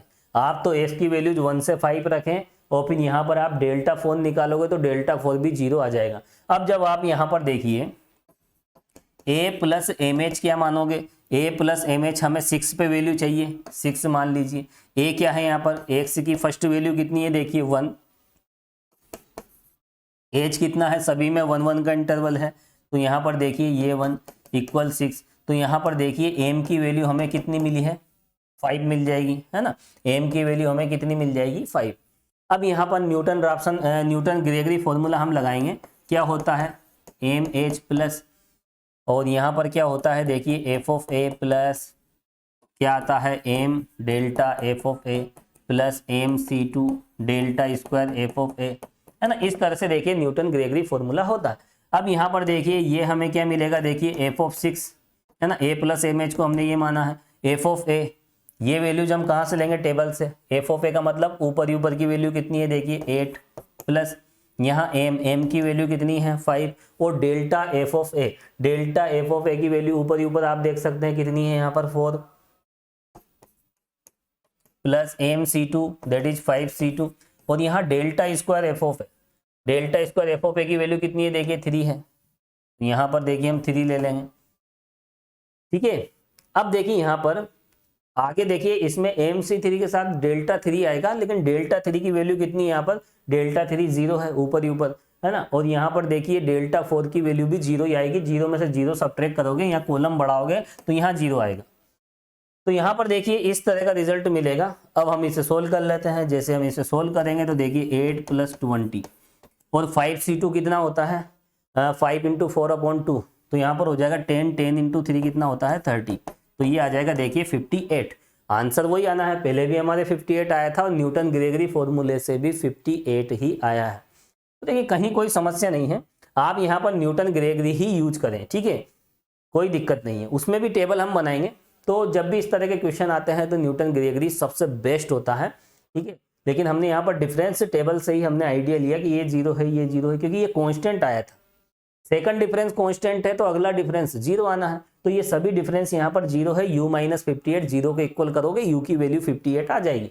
लेकिन मैं आपको एक सलाह दे रहा हूँ कि आप यहाँ पर ये वाला पोर्शन इस टेबल में नहीं बनाए, आप सीधा 1 2 3 4 5 और टेबल कंप्लीट करें, टेबल जाएगी डेल्टा 4 तक और सीधे लगा दें आप न्यूटन ग्रेगरी फॉर्मूला। मैं यही सजेस्ट करूँगा आपको। चलिए अब ये काम आप कर लेना, देखिए। और यहाँ पर चलिए इसे तो मैं मिटा देता हूँ, है ना। एक तरीका हमने देख लिया, और दूसरा तरीका देखिए प्रॉपर तरीके से आप करेंगे, ठीक है। ये आपका होमवर्क मामूली सा। तो यहाँ पर देखिए इस तरह से आपको पिछले क्वेश्चन में इस तरह से टेबल बनानी है। एफ की वैल्यू क्या लोगे, 1 से लेकर 5, फंक्शन की वैल्यू जो भी दे रखी है, 5 टर्म्स है ना, फंक्शन की वैल्यू जो भी दे रखी है ये आ जाएगी 8 12 19 29, वो यहाँ आ जाएगी। फिर डेल्टा स्क्वायर डेल्टा क्यूब और डेल्टा 4 तक आपको जाना है ना। और डेल्टा 4 तक जाने के बाद यहाँ पर ये फॉर्मूला आपको लगाना है। a + mh आप क्या मानोगे, वहाँ पर 6 है ना, हमें x = 6 पे फंक्शन की वैल्यू चाहिए, 6th टर्म हमें चाहिए, तो इसे आप 6 मानोगे तो m की वैल्यू क्या मिल जाएगी, 5, और ये सभी वैल्यूज इसमें पुट कर देना। तो यहाँ लास्ट में आपको जो छठा पद है, जो 6th टर्म है, वो मिल जाएगी 58। तो इसी प्रोसेस को आपको फॉलो करके पिछला एग्जाम्पल करना है, इतना सा काम आप कर लेना। चलिए बढ़ते हैं आगे। अब हम देखेंगे नेक्स्ट एग्जाम्पल, और आज की इस क्लास का देखिए वो लास्ट एग्जाम्पल होगा। ये लीजिए, बहुत इंपॉर्टेंट क्वेश्चन है देखिए। और यहाँ पर देखिए ये जो क्वेश्चन है काफी ज्यादा इंपॉर्टेंट है। देखिए एग्जाम में देखिए कई बार इस तरह के क्वेश्चन पूछे गए हैं, है ना। फाइंड द पॉलिनोमियल, है ना, एक बहुपद ज्ञात कीजिए जो इन्हें सेटिस्फाई करे, ऐसा पॉलिनोमियल फाइंड कीजिए जो इसको सेटिस्फाई करे। देखिए मैंने एक एग्जाम्पल भी आपको बताया था जब हमने न्यूटन ग्रेगरी फॉर्मूला हमने देखा था। उस वीडियो लेक्चर में मैंने आपको ये बताया था कि न्यूटन ग्रेगरी फॉर्मूला हम किस तरह से यूज करते हैं, वो सब बातें मैंने आपको बताई थी। और जब हम पॉलिनोमियल निकालते हैं, ठीक है, find the lowest degree polynomial which takes the following values, तो यहाँ पर देखिए ऐसा पॉलिनोमियल हमें फाइंड करना है जो इनको सेटिस्फाई करे। तो यहाँ पर देखिए बिल्कुल आसान सा क्वेश्चन है, वो बहुपद निकालो जो इन्हें संतुष्ट करे। तो यहाँ पर डेटा हमें दे रखे हैं। देखिए होता क्या है आपको मैं बता दूं, जैसे ये पॉलिनोमियल है x² + 1 है, यहाँ पर x और fx की वैल्यू हम ले सकते हैं। देखिए x की वैल्यू 1 है तो यहाँ 2 मिलेगा, 2 है तो यहाँ 5 मिलेगा, 3 लें तो यहाँ 10 मिलेगा, 4 ले लें तो यहाँ पर कितना मिलेगा, देखिए 17। अगर हमें देखिए पॉलिनोमियल दे दिया जाए तो हम x और fx की वैल्यूज हम निकाल सकते हैं इस तरह से। इसी से तो हमने डेटा निकाले हैं। अब होता क्या है, देखिए यहाँ पर ये तो गायब कर दिया, ठीक है, ये तो यहाँ से हटा दिया, और हमें केवल ये दे रखा है, और हमें यहाँ पर क्या निकालना है, वो पोलिनोमियल निकालना है। तो देखिए वहाँ पर अगर बहुपद दे रखा है तो ये हम लिख सकते हैं, लेकिन यहाँ बहुपद नहीं दिया है, हमें ये दे रखा है x और fx दे रखा है, हमें निकालना क्या है, बहुपद निकालना है। तो यहाँ पर इन डेटा के लिए अगर हम न्यूटन ग्रेगरी फॉर्मूला लगाएंगे तो वही मिलेगा, क्या मिलेगा, ये मिल जाएगा।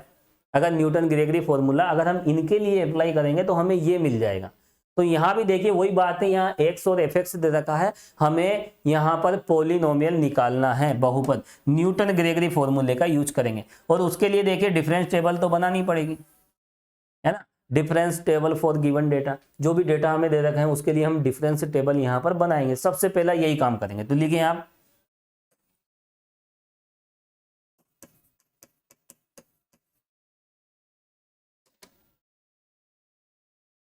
लिखिए difference table for given data. दिए गए आंकड़ों के लिए जो अंतर सारणी होगी, डिफरेंस टेबल, वो किस तरह से होगी। और देखिए अंतर सारणी कैसे बनाते हैं, ये कोई नई बात नहीं है। डिफरेंस टेबल बनाना दुनिया का सबसे आसान काम है, देखिए, ठीक है। और आसान काम में क्या गलतियां करना, देखिए 1 2 3 4 5 6 वैल्यूज हमें दे रखी है, काफी लंबी टेबल बनेगी। देखिए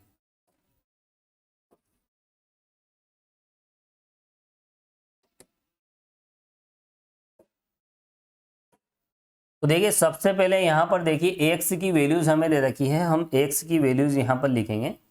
और आपको सब पता है देखिए कब क्या किया जाता है। चलिए एक कॉलम यहाँ रो बना देते हैं, ये तो बनाना ही पड़ेगा हमें। तो देखिए यहाँ पर हम सबसे पहले कॉलम में हम x की वैल्यूज हम लिखते हैं। क्या लिखते हैं यहाँ पर, x की वैल्यूज, और कितनी है देखिए 0 से 5 तक।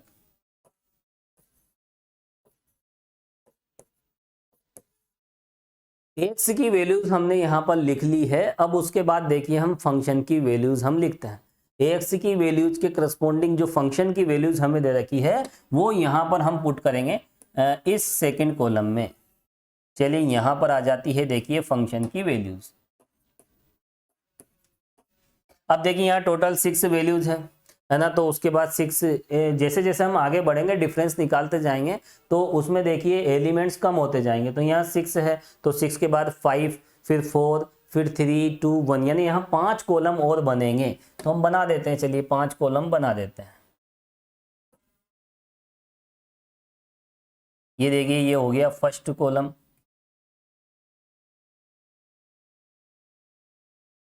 सेकंड,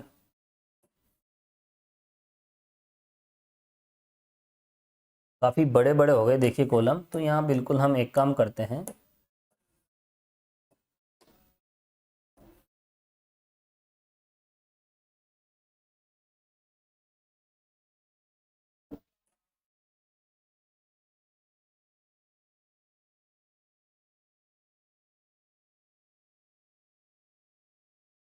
चलिए। तो देखिए इस तरह से यहाँ पर देखिए इसके बाद यहाँ क्या आएगा देखिए डेल्टा एफ एक्स, फिर क्या आता है डेल्टा स्क्वायर एफ एक्स। देखिए न्यूटन ग्रेगरी में हम यहाँ पर डेल्टा की फॉर्म में टेबल बनाते हैं। हालांकि टेबल बनाने का तरीका बिल्कुल सेम है, चाहे आप यहाँ पर देखिए बैकवर्ड टेबल बनाएं या फॉरवर्ड टेबल बनाएं, कैलकुलेशन का तरीका बिल्कुल सेम है। लेकिन यहाँ पर हम क्या देखेंगे, केवल हम डेल्टा के रेफरेंस में, ठीक है, फॉरवर्ड डिफरेंस के रेफरेंस में हम बात करेंगे। यहाँ पर ये लीजिए डेल्टा 4 एफ एक्स और यहाँ होता है देखिए डेल्टा 5 एफ ऑफ एक्स। तो यहाँ पर देखिए इस तरह से। अब देखिए यहाँ पर x की वैल्यूज हमारे पास है, उसके बाद देखिए फंक्शन की वैल्यूज कितनी है, देखिए 0 पे 0, फिर उसके बाद 3, फिर 8, फिर कितना है देखिए 15, और फिर है देखिए 24, और 24 के बाद आता है देखिए यहाँ पर 35। तो ये तो देखिए हमने जो भी वैल्यूज हमें दे रखी थी वो हमने यहाँ पर पुट कर दी है। अब यहाँ पर हम क्या करेंगे, देखिए हम यहाँ पर हर एक कॉलम को कंप्लीट करेंगे, इस डिफरेंस टेबल को वहां तक ले जाएंगे।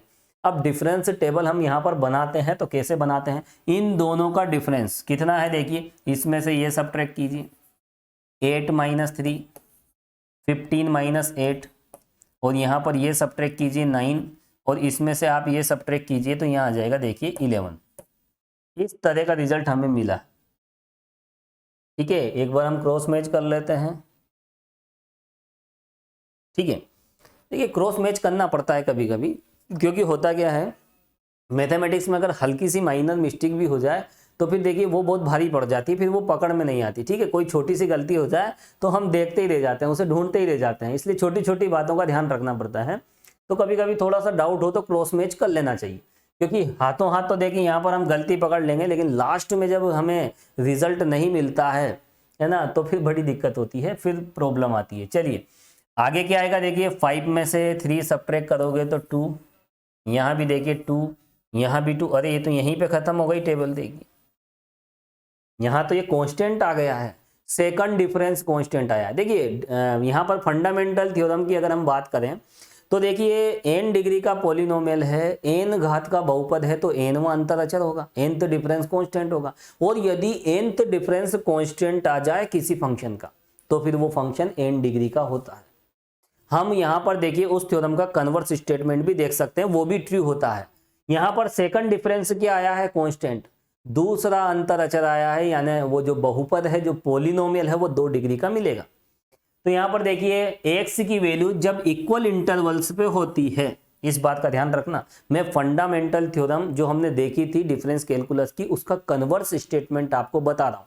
हालांकि हो सकता है मैंने वहां पे आपको नहीं बताया हो, लेकिन यहाँ आप समझ लें, जब x की वैल्यूज इक्वल इंटरवल्स पे होती है और हमें कोई डिफरेंस कांस्टेंट मिल जाता है, तो यहाँ पर हमें कौन सा, सेकंड डिफरेंस कांस्टेंट मिला, तो फिर पॉलिनोमियल सेकंड डिग्री का होगा।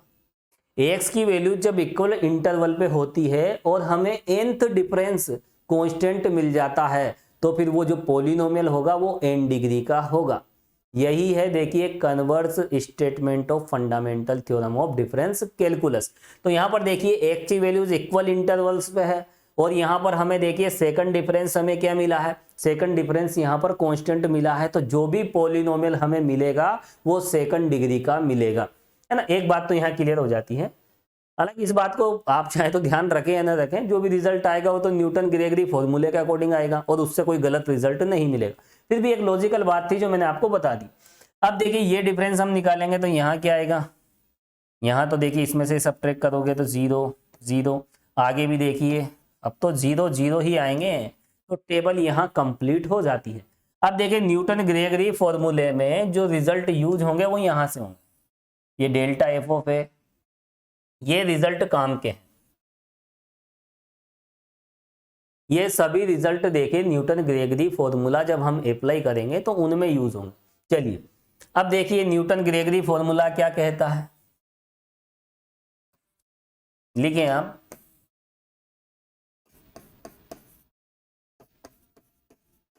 Bye Newton's Gregory formula.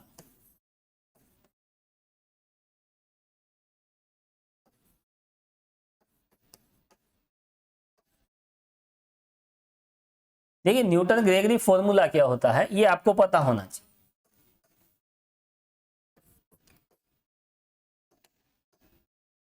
F of a plus m h equal f of a plus m delta f of a plus m c one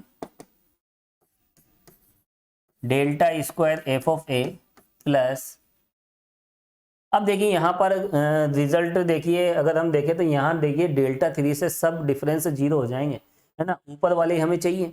और ये सब टर्म कहाँ आती है देखिए न्यूटन ग्रेगरी फॉर्मूले में, तो यहाँ से 0 हो जाएगा, डेल्टा 3 तक आप लिख लीजिए, है ना, डेल्टा 3 लिख लीजिए, बहुत है, वो भी वैसे 0 होना है। MC2 डेल्टा 3, एक मिनट, यहाँ तो MC2 आएगा, देखिए ये आएगा MC3, ये लीजिए, और यहाँ है डेल्टा एफ ऑफ ए, और ये सीरीज आगे चलती रहेगी, और ये है देखिए इक्वेशन नंबर फर्स्ट।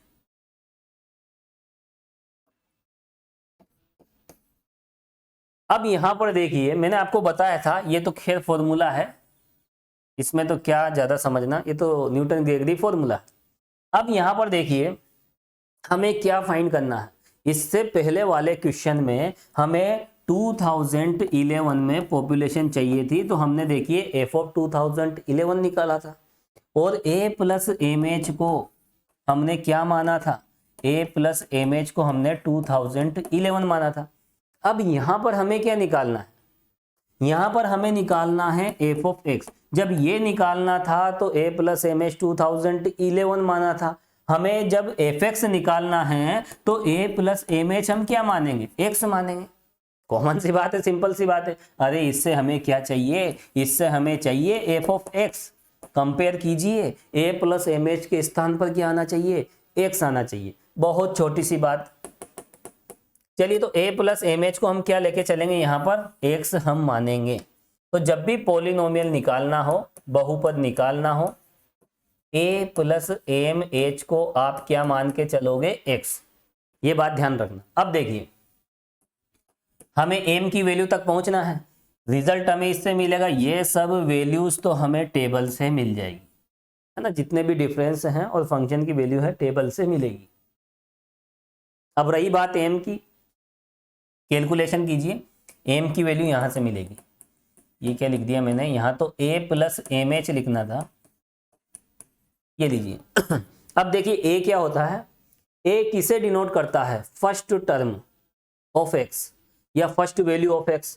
x की फर्स्ट वैल्यू कितनी है, देखिए यहाँ देखना है आपको, यहाँ मत देख लेना, x की वैल्यू ये रही और ये है देखिए स्मॉल a की वैल्यू। x की फर्स्ट वैल्यू कितनी दे रखी है, 0। तो यहाँ पर देखिए 0 प्लस m और h क्या होता है, interval in values of x। तो x के मानों में जो इंटरवल है, देखिए 1 1 का इंटरवल है, कितने का इंटरवल है, 1 का। तो h की वैल्यू क्या है, यहाँ पर 1 है। तो यहाँ पर ये बातें आपको ध्यान रखनी है।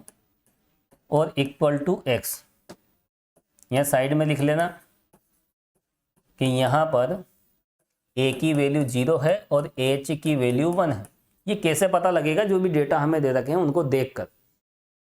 चलिए इससे फाइनली जो m की वैल्यूज है वो हो जाएगी देखिए x। अब देखिए रिक्वायर्ड यूज है ना, जो भी रिक्वायर्ड वैल्यूज है ना, हम किस में पुट कर देंगे, इक्वेशन फर्स्ट में। तो लिखें आप, ये देखिए फिर मच्छर बहुत आ रहे हैं आज, इसको भी मानना पड़ेगा। 2 मच्छर तो मार चुका हूं देखिए। अब देखिए क्लास जल्दी से हम फिनिश करेंगे, ठीक है, वरना और भी मच्छर मारने पड़ जाएंगे। चलिए तो यहां पर आगे बढ़ते हैं, लिखें आप, समीकरण 1 में आवश्यक मानों को रखने पर, putting required values in equation first.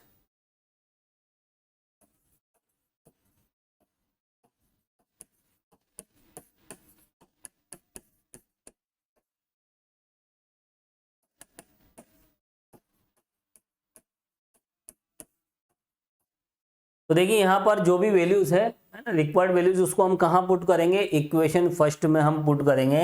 तो देखिए किस तरह का रिजल्ट मिलेगा, यहाँ पर देखिए ये किस में बदल जाएगा, ये बदल जाएगा देखिए एफ ऑफ एक्स में।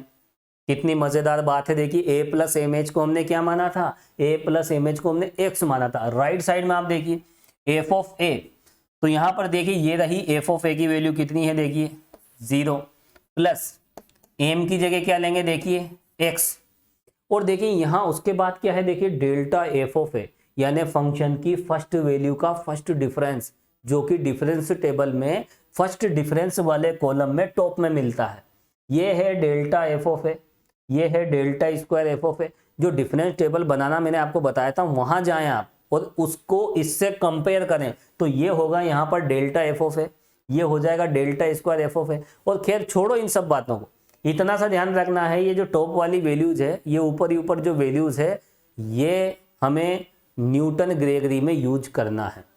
जहां पहला डिफरेंस आ जाता है ये यूज कर लीजिए, दूसरा डिफरेंस आ जाता है ये यूज कर लीजिए, फिफ्थ डिफरेंस आ जाता है तो ये टॉप वाली ये वैल्यूज आप यूज कर सकते हो, है ना। तो कॉमन सी बात है। चलिए तो यहाँ पर देखिए m की जगह x, ये पहला डिफरेंस है, तो पहला डिफरेंस पहले वाले कॉलम में, यहाँ देखिए 3 कितना है, प्लस अगला है देखिए m की जगह क्या रखेंगे, x, और डेल्टा स्क्वायर यानी सेकंड डिफरेंस, तो सेकंड डिफरेंस क्या है देखिए, ऊपर ऊपर 2 है, तो यहाँ पर हम ये ले लेंगे और बाकी सब यहाँ पर 0 हो जाएंगे। डेल्टा 3, डेल्टा 4, डेल्टा 5 ये सब यहाँ पर 0 है।